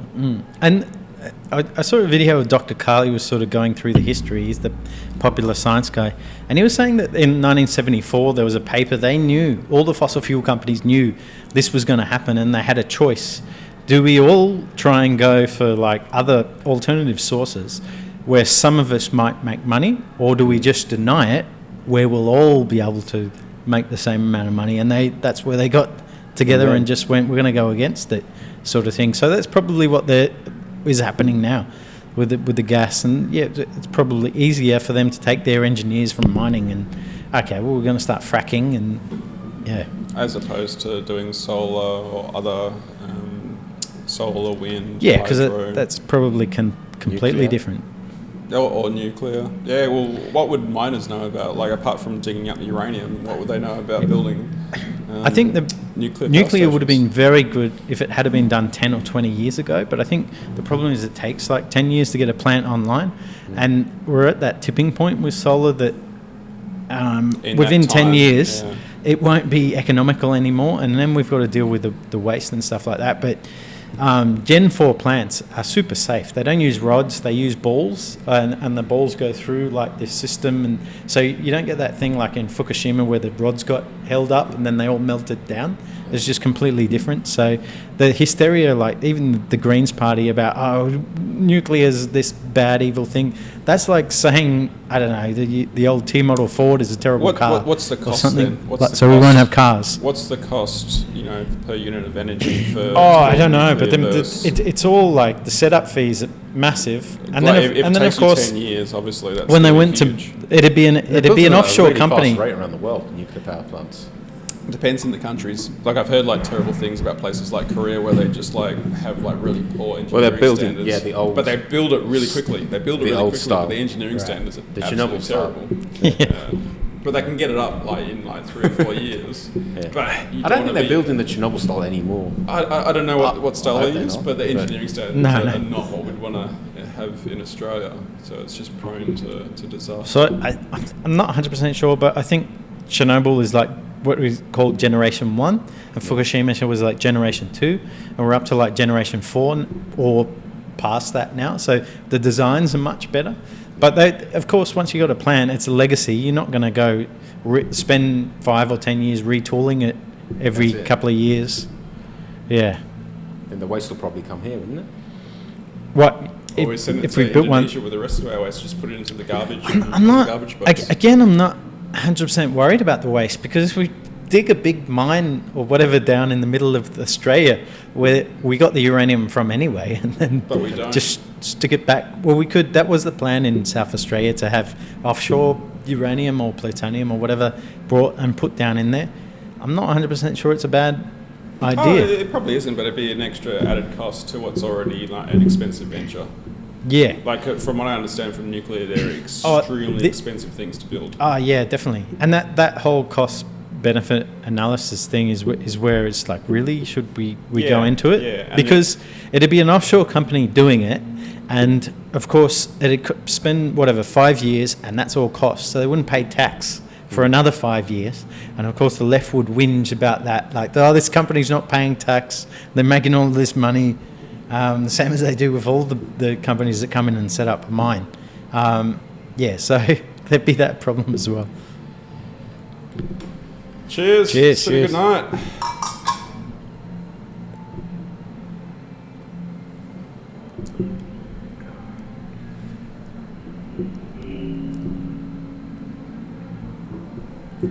So I think over the months we've seen a lot of different changes with climate change, and I reckon we'll probably see more over the coming months. So it's interesting to see how the narrative's going to change and what new events will happen. And we've gone from like it's all the Greens' fault to now climate change is happening, and But it's a good thing. and now climate change is happening and it's a good thing. So I wonder what will happen in a month or two from now when we meet again, and who knows, maybe it's gone back the other way, the world's cooling or some shit, or I'm sure there'll be something new. So there'll be another topic that I don't think will go away for anytime soon. But the last topic is about Kobe Bryant. Recently passed away in a helicopter crash. And I felt a bit weird about this, because I don't know the full Kobe story. But I just felt really bad. It just felt like, I was never a big basketball fan. I grew up with all my mates were massive like basketball fans and shit, and I was, never hugely into it. But I knew who Kobe Bryant was, and I knew how massive he was. And so I woke up a couple of weekends ago, I think it was a Sunday or something, and just jumped onto Twitter to see what's happening in the world, expecting like something about like, I don't know, Corona or Iran blowing up the world or something. And the biggest news was Kobe died in a helicopter crash. And I was like, holy fuck, that's ridiculous.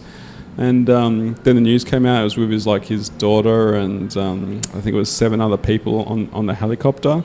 And yeah, I was like, shit, that's really tough. And I didn't know how to feel about him. It's like such an icon of sport, but with a lot of controversy around his name as well, from like the rape case that he had, like I think early 2000s.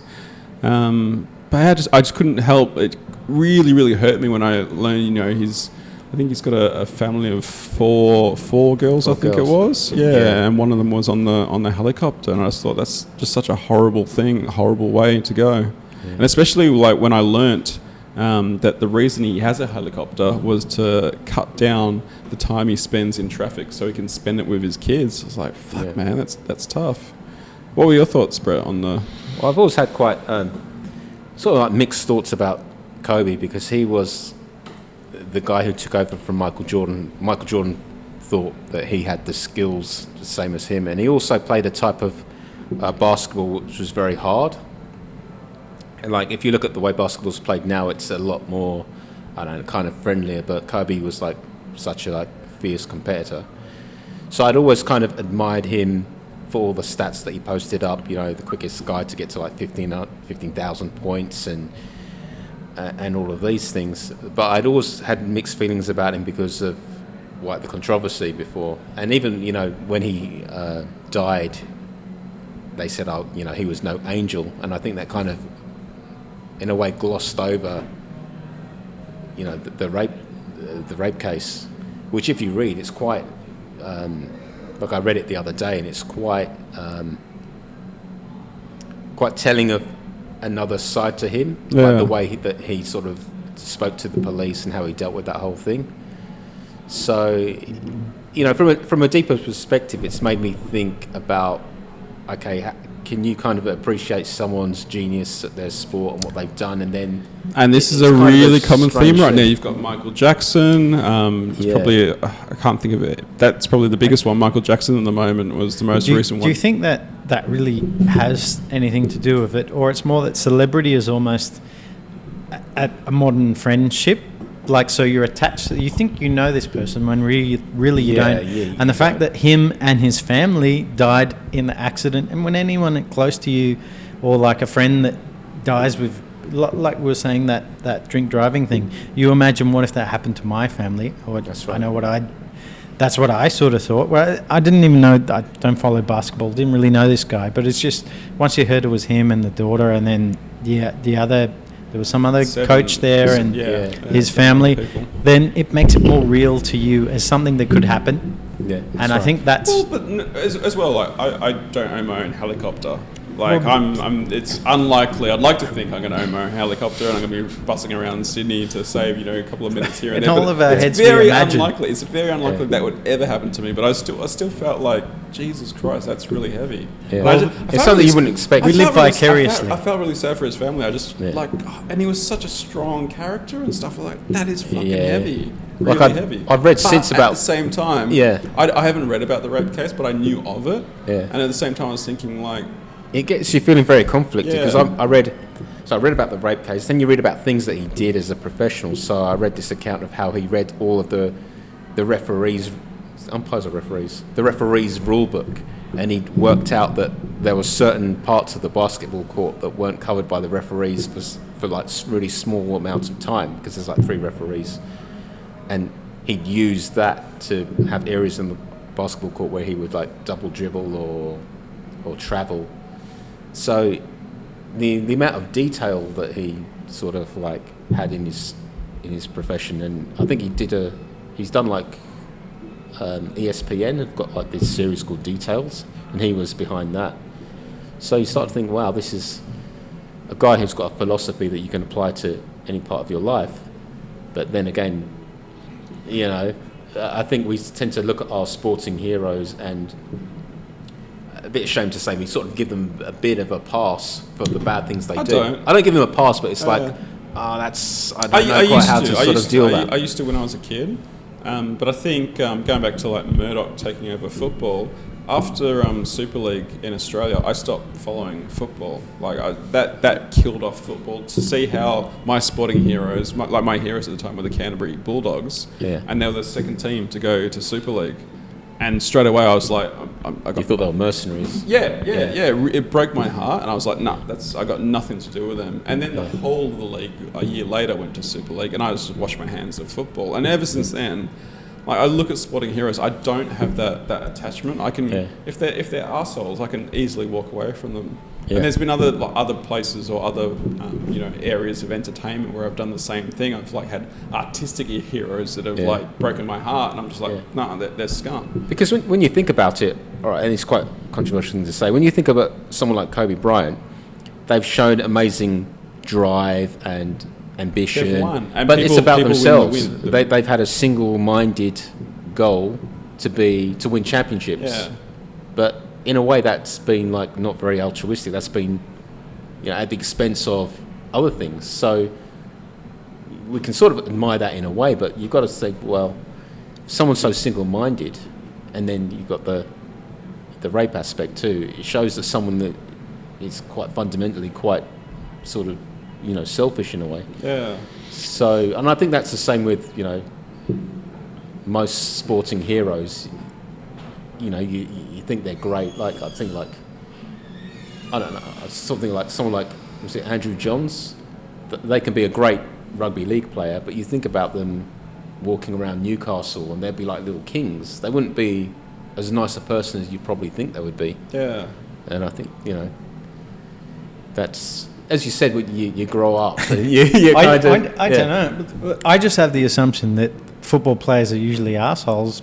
That's what the media has presented them as over the years. And I'm not into sports, so I haven't seen the good sort of sides. I've just seen them when they've been bad in the press.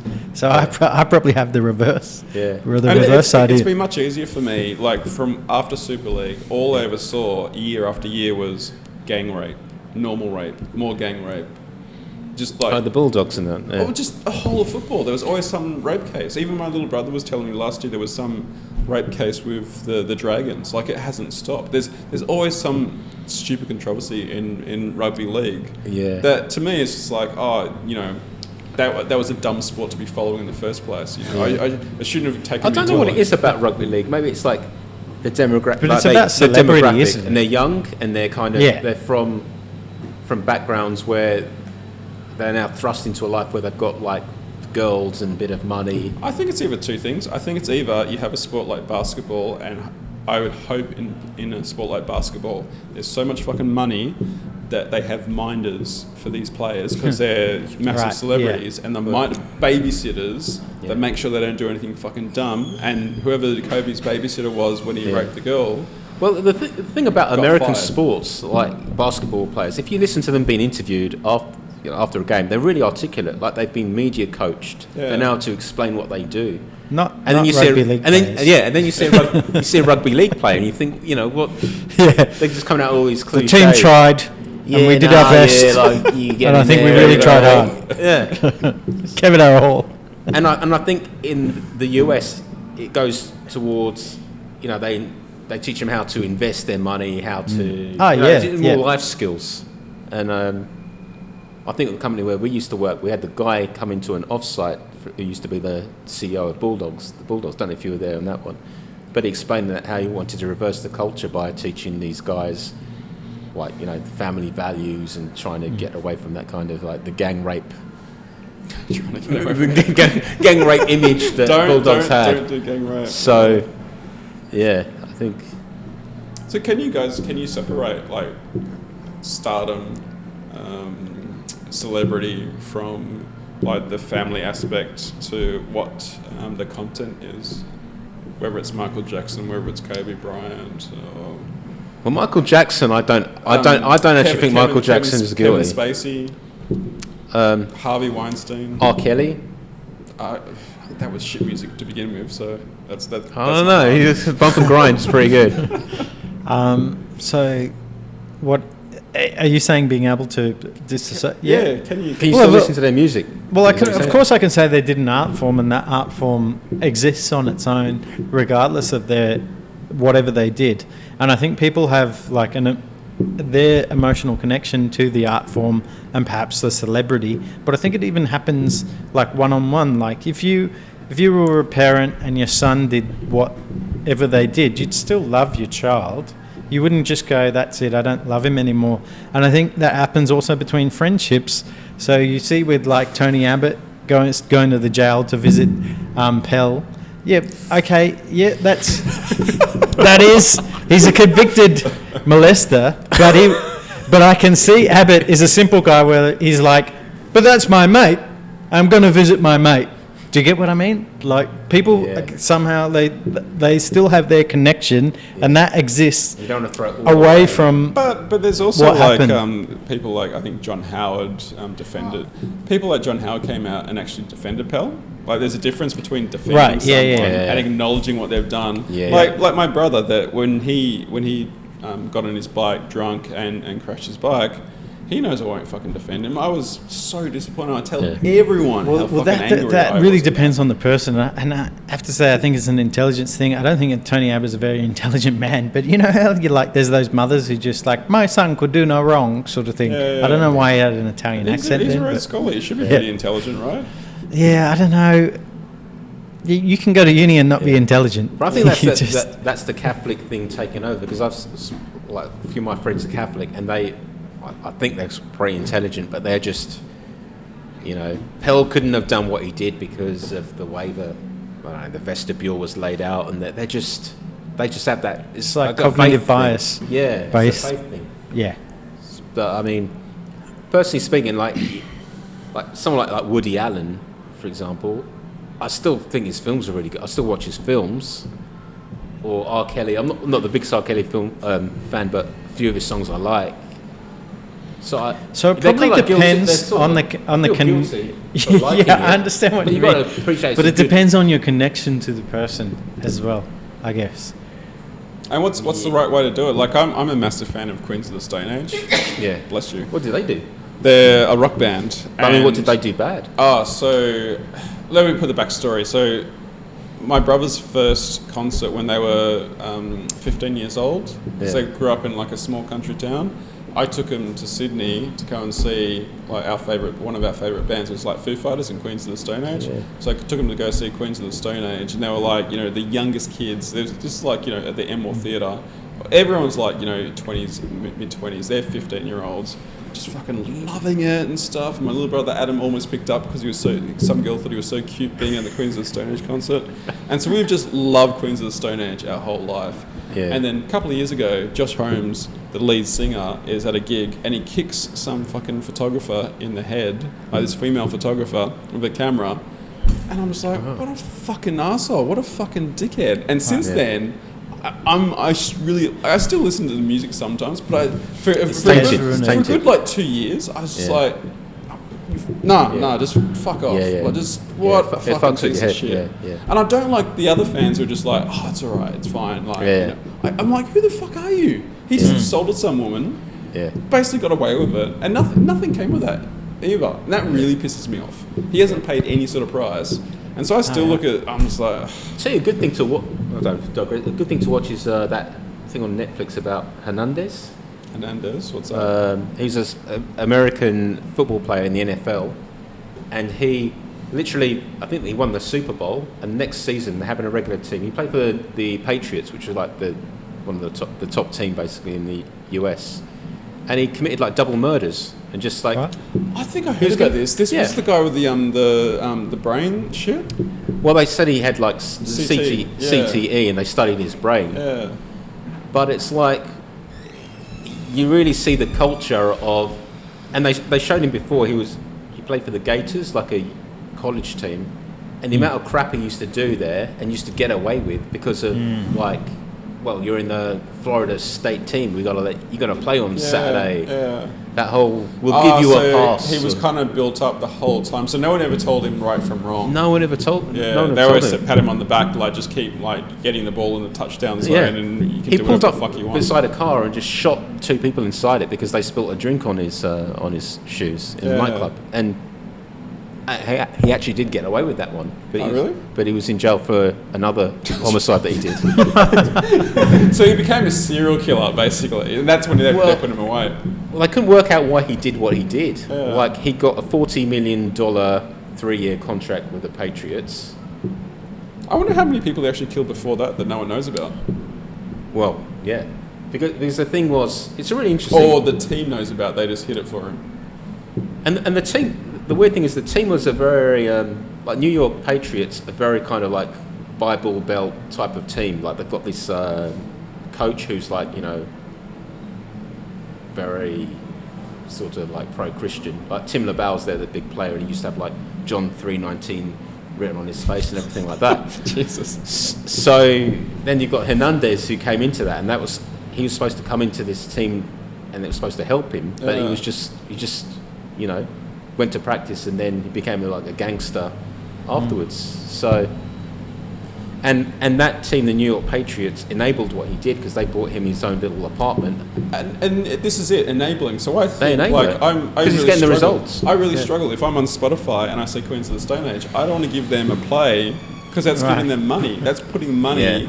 It's benefiting them. I'm enabling them to keep doing whatever the fuck they're. You know, Josh can keep like kicking female photographers in the head. And if you think with R. Kelly, he's done or been accused of the worst things ever. And it's like his record company went easy on him. He's still walking. He's still not in. I don't think he's in jail at the moment. Yeah. It's like. Do you think like, and this is like when the Thai king said, "Okay, this is going to be my official concubine," and a lot of people were like, "Well, if you're going to be a king, you might as well be able to do whatever the fuck you want."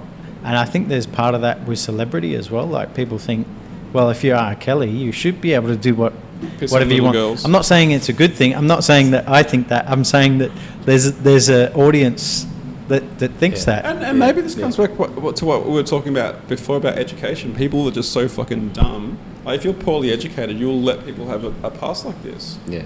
Because to me, I really struggle with. Or they're making you a lot of money. You think, he's our top performer.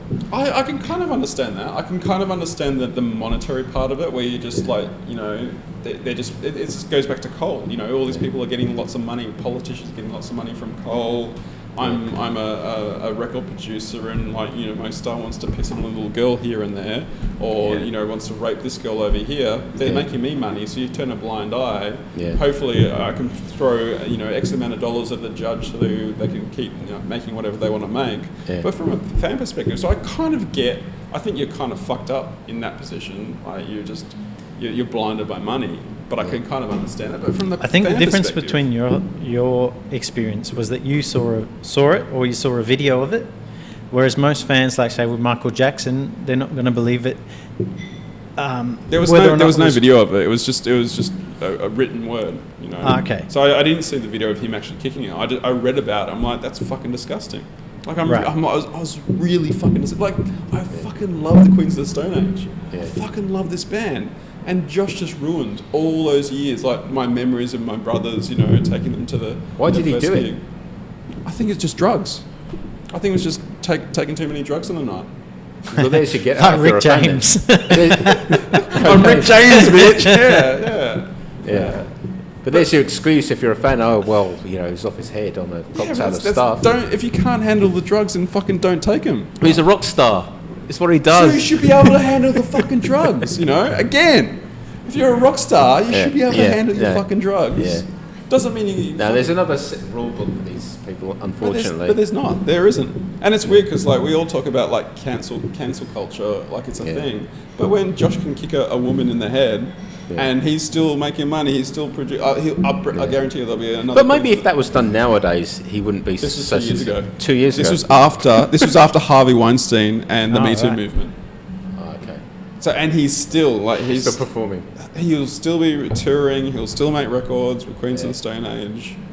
Yeah. I'm like, what do you actually have to do to get fucking cancelled?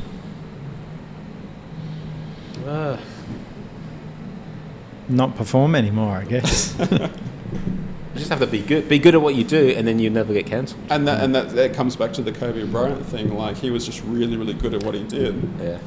Yeah. And people kind of turn a blind eye to the darker side of things. Yeah. And if you get the chance, read the account. I will. I like because to because I don't know anything about it. Just the way I remember the stories, and I never because I was never into basketball, so I never really just the way he spoke to the police. It's like let's all sort this out, And it's kind of like this sense of entitlement that he had, which really was quite. It's funny. I was watching actually a really heartfelt thing by Jimmy Fallon the other day talking about how he met Kobe Bryant. And they were at some party, and Kobe was no one at the time. Yeah. And I think he was 17, and him and Kobe went to do this. Did you hear it? No, I didn't hear it. So him and Kobe went to do this beer run for the party because they were running out of beer. So him and Kobe went out, and they went to this place to get some beers. And the place only delivered beers; they didn't sell beers. Yeah. And so they were hassling we've got this big party and blah blah blah. And the guys were like, sorry, no, we can't. We only deliver, can't sell to you. And then Kobe pulled out his card that said he was at the Lakers, and they gave him 3 cases of beer. And it's that sense of entitlement. He knew even at a young age how to use that entitlement and get what he wanted. Yeah. And I think he did what he was accused of, or the rape, at 24. So it's not. And I was thinking about it. You're not really. If you do something like that, that's something in you. It's not like a bad judgment that you may have made. That's something that a normal, well-adjusted person just doesn't have in their kind of repertoire. Yeah. So I don't know. I find it hard to give him a pass for that. But I mean, I don't know enough about it, but I will read that to find out, because I was really conflicted because I felt really bad. I feel really bad for all those people. In the everyone else on the helicopter. I mean, they just got forgotten about. Yeah. So it's like we value him more because he was great. He won what? I don't know if you guys. There was a comedian that came out and made an Instagram post about it where he actually went really hard on Kobe. He was actually taunting the fact, he was saying, you got what you deserved. Yeah. I watched that. That actually made me feel sick. Yeah. That I know about the helicopter pilot. Again, this is somone I know. And I actually thought he was he's a very controversial comedian. But that to me was just I'm not following this guy anymore. That was really fucking disgusting what he said. It was such important. That timing and everything. It was fucking disgusting. I was absolutely disgusted with that guy. As much as all this shit around Kobe, when I watched the way he went in, and it's just disregard for the family, disregard for the... He actually said, thank you to the pilot for not filling the gas tank up. I was like, what a piece of fucking shit. Yeah. That is horrible.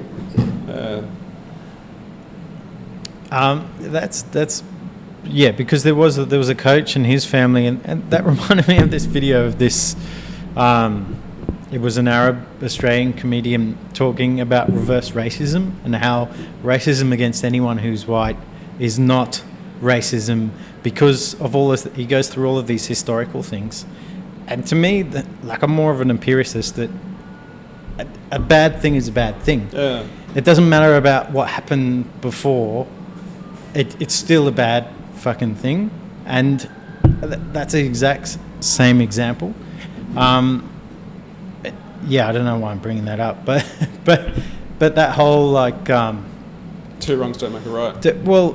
Punishing someone else for the sort of punishing the daughter for the sins of the father. Eight other people for one person. As soon as I started listening, I'm like, 8 people died on that fucking helicopter. So what he's saying is, those 8 deaths of those 8 other innocent people they're worthless because it's one person that's guilty got taken out, which is kind of when you look at when the US do their drone strikes, maybe maybe he makes a valid point, because the US does lots of drone strikes where they target one bad person and they kill everyone in the vicinity, and that's collateral damage.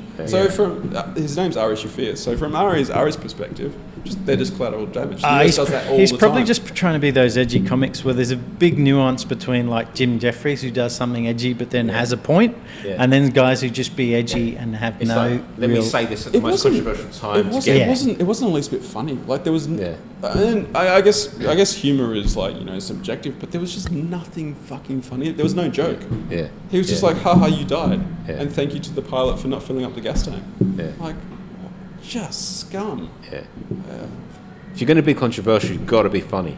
Yeah. At least be funny. No, that's it.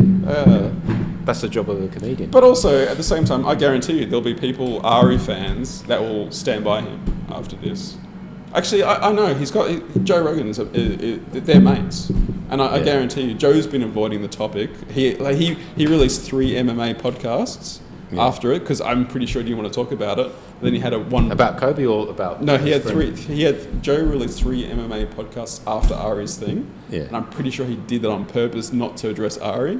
Yeah. And then he had a normal podcast where he had a dude talking about racism and shit. Didn't touch it. But they're really good mates, and I reckon Joe's really going through probably the same thing I went through with Queens of the Stone Age. How the fuck do you address this? Yeah. And I don't know if he will. And maybe that's just the way. You just never talk about it and just ignore it. Let it die down a bit. And the ignoring does work. Maybe he's assuming that. Okay, so some people say about jokes that you're smart enough to know that there's context and that's humour, but then there's other people who aren't. But also sometimes there is occasions when it's not appropriate. What's her name? Clementine Ford talks about how any misogynist has laughed at a sexist joke. Any rapist has laughed at a sexist joke, and I never really got that. I thought that was too harsh. I always thought that rapists are people mentally ill, right? Yeah. But of course, like you said, it's not in someone normal. But then I realised that mentally ill people have triggers, and jokes about it can be a trigger that takes someone who was on the cusp over to that other side. So the nuances of humour have to be spot on, otherwise they cross over into that dark nether realm. Yeah. And I remember growing up in the UK, we used to have lots of comedians who weren't very PC, like Bernard Manning and Jim Davidson, and they used to make jokes about black people, and you used to hear them in the schoolyard, and I always remember hearing arguments that jokes are just jokes, but those things are really aided desensitizing people who had racial tendencies to just carry on. It's a joke, but it kind of fed into a stereotype that. Well, there was. I imagine it's the same here as I remember growing up hearing jokes about Aboriginals all the time. Yeah. But there was a base of racism behind that. Yeah. Yeah. So it was a joke, but there was a lot of racism in the community. Well embedded behind that to allow that joke to happen. Yeah. If that racism wasn't there, it wouldn't be funny. No one would be laughing. That's right. So is that the difference between cultural appropriation and cultural appreciation is a very slight nuance of respect, and that's where the line can get crossed in the same way. Yeah. And I think you can get around it by, I don't know, if you have someone of that minority making that sort of joke in that kind of known way, but comedy is all about context as well. It's who is saying it, how is it said. Oh yeah, definitely. So to a point, I think Dave Chappelle tries to go against that by making he makes those trans jokes about the girl that killed the guy in the car, the Kardashian. What's her name? Bruce Jenner. Bruce Jenner. Yeah. So Caitlyn Jenner. What's her name? Caitlyn Jenner. So he makes those jokes about her, and the trans community hates that sort of stuff. Yeah. But it's actually really valid. He's not making a joke about her being trans. He's making a joke about she killed a person, she ran a person down, and got away with it. Yeah. So the joke's about the driving being bad because she's a girl. Girls are bad drivers, which is a sexist joke. So no one's coming out women aren't coming out going Chappelle's a sexist. Trans is this new area, this new sort of minefield. Because I remember I followed this girl on Twitter, and she was saying that there's Wendy Williams, who is a talk show host in the US. Okay. She's quite manly looking, and she said that if anyone who calls her a man is being transphobic. And I'm thinking in my head, well, she does look like a man, but she's not trans. So you've got that's really weird. Where so coming from Thailand, where I worked with trans people a lot, and they were just your friends and your co-workers. There wasn't all of this shit around it. they didn't have pronouns because they've got one pronoun for he and she. It's just Yeah. cow. Maybe that's the whole. But there seems to be the left just really focuses on this need, get the right pronoun, or Yeah. you're offending them. That's right. Like it's gone over the top for some reason. Like I don't think trans people are as offended as the people offended for them. Yeah. And it's a So bit it's like absurd. if I was to put on a dress now, and you were to say, "Well, that's Brett in a dress," it's Yeah. still a he. I don't know if I could be. It was interesting, actually, going back to Joe Rogan, so he gave a kind of semi-endorsement to Bernie Sanders in the US elections, saying he'd probably vote for him. And then all these people in the Democrats who, I guess they're like, don't like Bernie Sanders, probably Joe Biden fans came out, or maybe it wasn't just, Joe Biden fans, but people calling, why would you care about what Joe Rogan says, because he's transphobic. And the example they used against him was Joe Rogan talking about a guy who transitioned to be a female who then started going and fighting women in like mixed martial arts. Yeah. And the big thing about that was like he didn't tell anyone, or she didn't tell anyone that she transitioned. She just turned up one day going, all right, I'm gonna, and she started like kicking other girls' ass. And Joe's like, that's a bloody man. Like he was like, this doesn't make any sense. Yeah. And it's like, where do you draw the line? Because to me, I'm like, what the fuck? Like, to me, I was like, well, does that mean I can, tomorrow identify as a woman and just join the UFC and start, trying to beat up women? Like, my favourite one's actually Ricky Gervais, because he made fun of. It was a transgender woman who still had a penis, went to a beautician and asked for a waxing. I heard about this. Brazilian or something. Yeah, and they said, well, we don't wax balls. Yeah. And then that person, they sued them or something? Sued them. Yeah. But they still had balls. Yeah, so... you know what is annoying? Because all of this fuckery around all of that stuff hurts the people who are like intersex, who actually have XXY, and they might have part this and that, and they probably actually need to be, okay, we'll make precautions for you, whatever, you don't have to put gender on the birth certificate when they're born because it's difficult for the parents.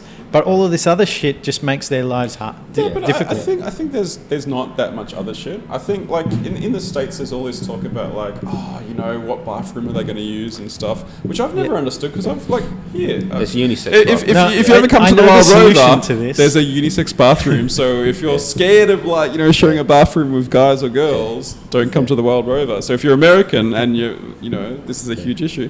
But in Australia, there's tons of places with unisex bathrooms. Yeah, there is. And in Thailand, ladyboys use the ladies' bathroom, and tomboys use the ladies' bathroom because men can be awful. That's probably why. Yeah. Because usually the antagonism comes from men. So in Thailand, there's something called a tomboy. Yeah, they have 7 sort of sexual genders. So they got toms, who are the women who are lesbians who look like men. Then they have Ds, who are women who look like women but marry toms. What the and then they you lost me at the second one. So they're normal. They're just normal lesbians. But then they have another name for when 2 girls get together and they're like lesbians. So they've got all of these different names, and everybody just gets along. Like it just gets along. Like there's people like family members. No one worries about it. And nothing gets said about it. It just happens. And maybe that's part of the Buddhist culture, especially in Thailand. They've got this thing called Grenjai, where you're not allowed to make anyone else have bad feelings, because it's about the whole Buddhist, the nature of life is suffering. So let's make less suffering. So everybody just gets along. Maybe they think something, I don't know. But I think actually they've been brought up to just let them get on with it. Yeah, I think the trans thing is kind of confusing, but I think the way the world is now, I think we're a lot more receptive and understanding. And I think the examples of like that girl going to the Brazilian place, expecting the Brazilian, I think that's an outlier. I think most people, are like you said, going to be struggling with their identity and stuff and just need support. And I think for the most part, what I meant by all of this stuff makes it difficult for other people is that the people hear those news stories and then they become like, I'm anti-trans stuff. There's hardly any of those news stories like that. I heard about that, but I can't think of any others with like someone who's trying to like really but take the advantage thing of is, they're the pushing sort of down things that like people grab news onto. or the what's the one in the UK, the daily, and Daily Mail? they just focus on those because they The get bad clicks. ones. Yeah. And people share them, and then that you get these people who think that's the whole world that surrounds that topic. I just can't stand the people, you get them in like Australia, who are like, our kids are going to be brainwashed with this stuff. You know, you've got like drag queens reading to kids. Oh my goodness. Start again. Cheers, guys. Thanks for coming along. Where did we get up to? I think we're talking about trans issues, sexism and stuff, jokes. I think you were about to say something really poignant. What was I about to say? We're What talking did it about start like trans jokes.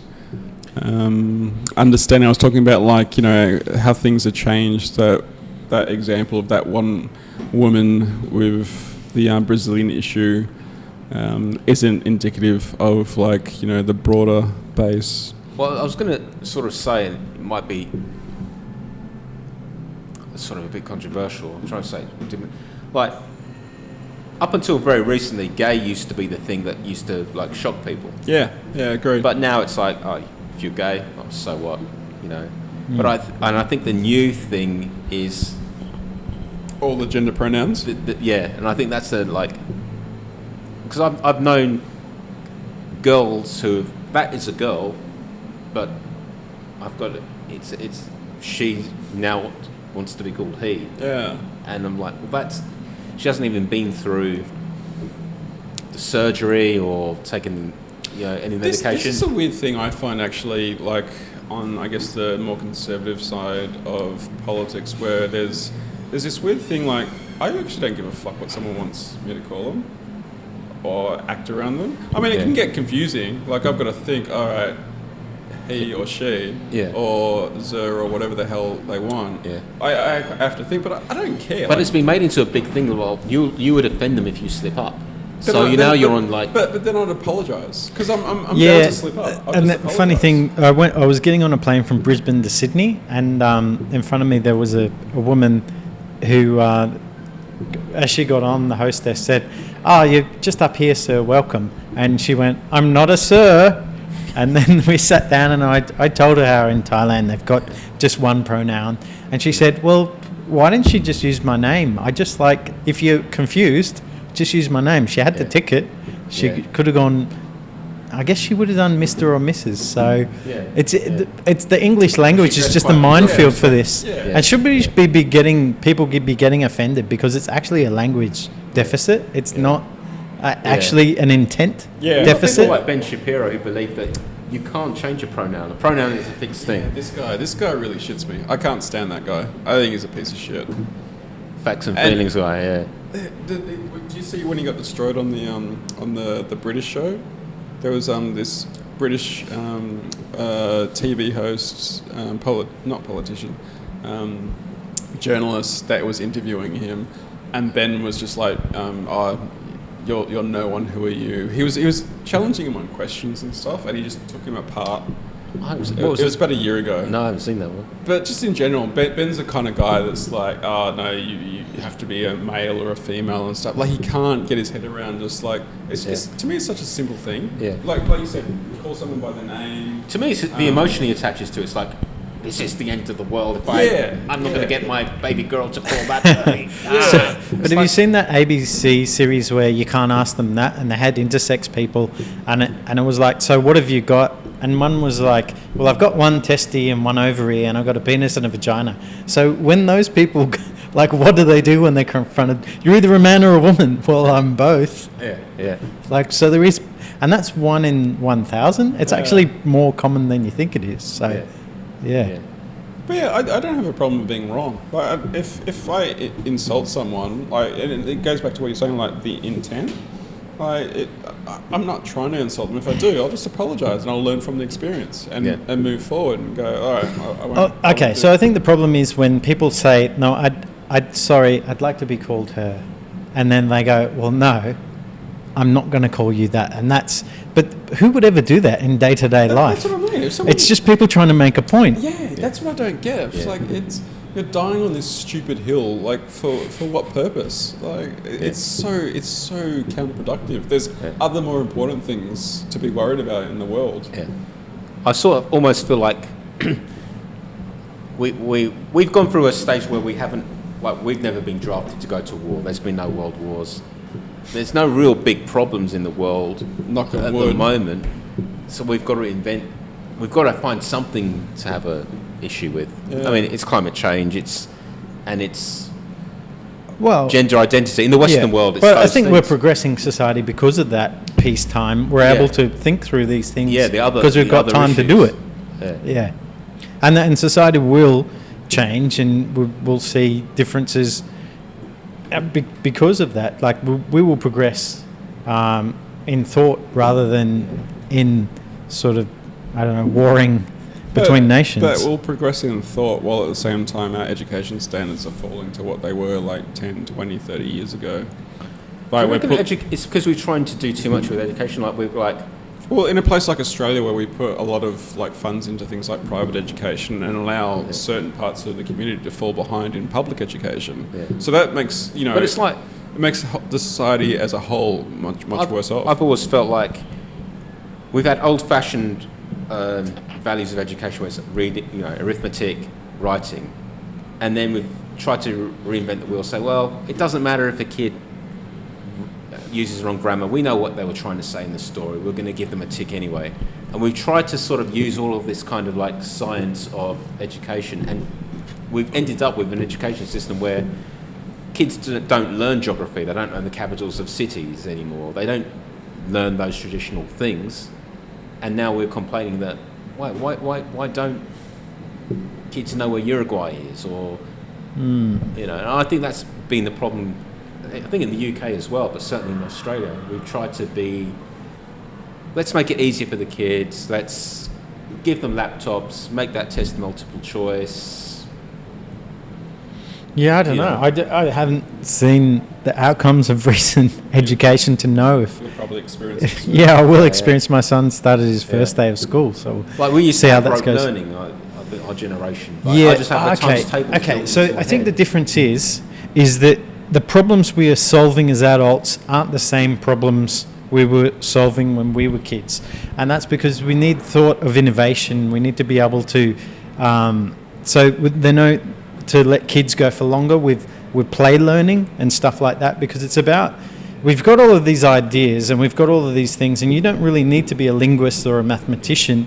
You need to be able to connect them together like Lego and come up with this innovation. And I think that's probably where they're going for. But I get your point that if you're not able to... If you don't have right grammar and you don't have right vocabulary, how are you able to express your ideas? Because I think you have to have... Okay, you have to... I've got this thing about education where... I should have said correct grammar. Correct grammar. With education, like, you come out with all these... Like, from the age of... certainly 7 till about 16, you're learning so many things that you're not going to use in life that mean absolutely nothing. Like, I remember doing geography and learning about, gradients and irrigation systems and stuff like that.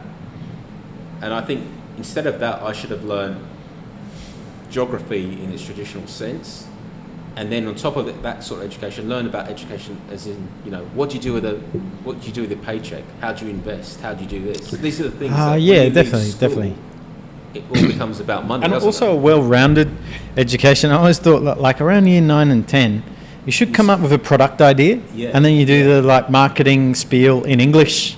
You do the finances in mathematics, and sort of in science you come up, you build the engineering. It's not a bad idea. And so it's sort of like a cross-discipline. Yeah. I think it's just, I don't know, it's a hard thing. You want to just enable kids to know how to find things out, rather than, they don't really need to know anything and memorize it that much anymore, because things that, you can find it on your phone. I mean, in the next 20 years, I'm pretty sure we're going to have a little hard drive or Wi-Fi adapter that's just going to sink in there. So we're not going to have to remember anything, but it's being able to connect all of those thoughts. So definitely arts, I think, are important. They're overlooked. I know this especially with, say, Chinese cultures where they're very academic strict, And I've got a friend who's a saxophone teacher, and he said gets these kids who learn to do piano or whatever up to grade whatever. Yeah. But he's a jazz musician. And these kids can't improvise. They can't come up with their own sort of stuff because they can't break that mold. Yeah. Which is what I think. I don't know if it relates to it, but like Japanese and Chinese corporate cultures are more like they'll get something and they'll know how to replicate it, but the innovation's not there. So the innovation has come from mostly Silicon Valley in the US, where they're taught more individualistic thinking. I've always wondered this actually, like in Korean culture, they spend so much fucking time, like you said, like learning everything perfectly. Yeah. Like a kid can start school at 8 a.m. in the morning, and they might finish school at 5, but then they have tuition until 12. And that's their life until they get to university. And you'd think they're like, Korea should be like the smartest fucking culture. Yeah. Like, I'm always like, I'm so happy. Like, I don't think they work smart. Yeah. They've learned a lot of fucking information, but they don't know how to put it to use. Because otherwise they'd take over the fucking world. Because they're such hard workers. Like they've done everything you're saying. Then the competition is so fucking high. Yeah. But why isn't Korea the most? But we've seen that there's been research on Japan, and I noticed the same sort of thing when I was in Taiwan, where they work long hours, sleep at their desk at lunch. But the research shows that their productivity is lower. Yeah. And that the 4-day working week, whatever, less hours a day, you actually go in and you nail it and then you leave, sort of thing. I know one of the things in Korea is like you can't talk back to your boss. You can't give your boss like advice about there's a better way of doing stuff, because like especially if your boss is older, there's all these like social structures and stuff. Yeah. That just don't allow this to happen. Disrespectful. You can't give feedback. Which I have to say, moving over to Asia, at first as a white guy and then as someone older, you can really go up quickly in a company without actually being that good. Just because see all the problems. Just off shooting it. But everybody says yes to you, and everybody sort of goes, this guy knows what he's doing.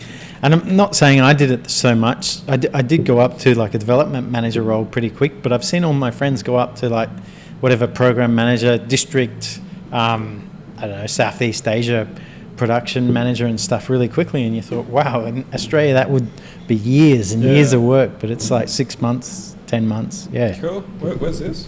Well, just in Thailand. Cool. Let's go tomorrow. Yeah. I think that being a foreigner, being older, they just don't question it. Yeah. But also you probably got like good experience here to actually make good decisions. Yeah, it's also being able to make that and also take the best advice from people. Intuitive product decisions and stuff like that. That's a culture they're not able to make that decision. Yeah. And you're able to go, no, we're going to do it like this. So I guess they do see you as a leader just by being able to make a decision. Yeah. But yeah, to your point, I reckon like the kids in Korea would have better mathematical skills, grammar skills, all that sort of stuff than the equivalent in Australia. But, there's something holding them back, and it might be cultural. But, yeah, it doesn't always work like that. So I get your point, what you're talking about, getting kids to, like, not worry so much about those technical stuff. Last one. Getting kids not to worry so much about the technical stuff, but more about playing around and figuring, like, innovating and figuring things out. That's right. I mean, they had that. I don't know if there's a philosophy in Japan like the nail that stands up gets beat down. The what? The nail that stands up gets hammered down. So that kind of culture of wanting to be a bit different. Yeah, obedience is sort of holding them back in a way. Yeah. I guess it's made up for with the work ethic, so that's why if you need to get something done, they can do it. But if you need a solution, then you might be a bit stuck. That's right. Yeah. But like, having said that, like one of Korea's biggest companies is probably Samsung, isn't it? And they seem to be pretty innovative. Like, what do they like do too innovative. Like every 2 months they're coming out with something What do they do new. that's so innovative? They got like folding phone. TVs. Yeah, but TVs. Did you say tits on TVs? Oh, I said they've got TVs. TVs. Yeah, but also Japan, you've got Toyota and the lean production movement, and a lot of the stuff we have in software engineering comes from what they discovered over there, and it's actually about breaking tradition. And I guess Toyota's worked this through over the years that, hey, hold on, we got to stop what we're doing. They got this thing called a hand-on cord, and if anything goes wrong, someone can go up in the factory and pull this, and then everybody stops and tries to fix the problem. So with a machine or that, because it speeds up the total production. I guess not the whole factory, but just on the line or whatever. They didn't have one of these cords, and they were just. Well, no. Say if someone had a problem, everybody else would keep doing what we're thinking production line, but it's probably more one guy stuck with a problem, and there's a bottleneck behind him. And so the line can't keep going. But if everybody stops and then fixes it, so I don't think that. I think Toyota's sort of gone past that. So what we need is like kids, like your kids should be like across all cultures and picking up the best parts of everything. Hopefully we'll see how that is. So when I took them to school today, that's why they need the chip. That's why they need the chip. So they can like pull in all this information from all these different cultures. There must have been at least like 20 different nationalities there, and I think that's modern Australia. It's going to be moving forward that sort of way. Yeah. They won't be learning Italian in year one like I did. I've never got that here. How they teach Italian we or had French and Indonesian. My high school, they've changed it now. I think there's like Indonesian, Chinese. Korean, Chinese, and Japanese or something like that. Yeah. Well, if I was a kid growing up here, I'd just be like. Give me like Mandarin, Cantonese. Yeah, it's got to be. I love that shit. I'm surprised they don't have like they must. They probably will have. Used to do, what do you call it when you're a student to go overseas? Exchange. Like exchange. Yep. Probably do exchange to China. Maybe not now. Not now. Not but quite later. now. Should we end it on that? All right, man. Cheers. Cheers. Thanks for joining us. It was a good conversation. Yeah. Till next time. Thanks, guys. Really enjoyed it. Make sure you like and subscribe. I'll have to cut this out and put it at the start so you don't forget. So, like and subscribe because of the YouTube algorithm makes things go good for us if you do that. And tune in for the next episode. So, thank you very much. See you in the next Aussie Pub Test.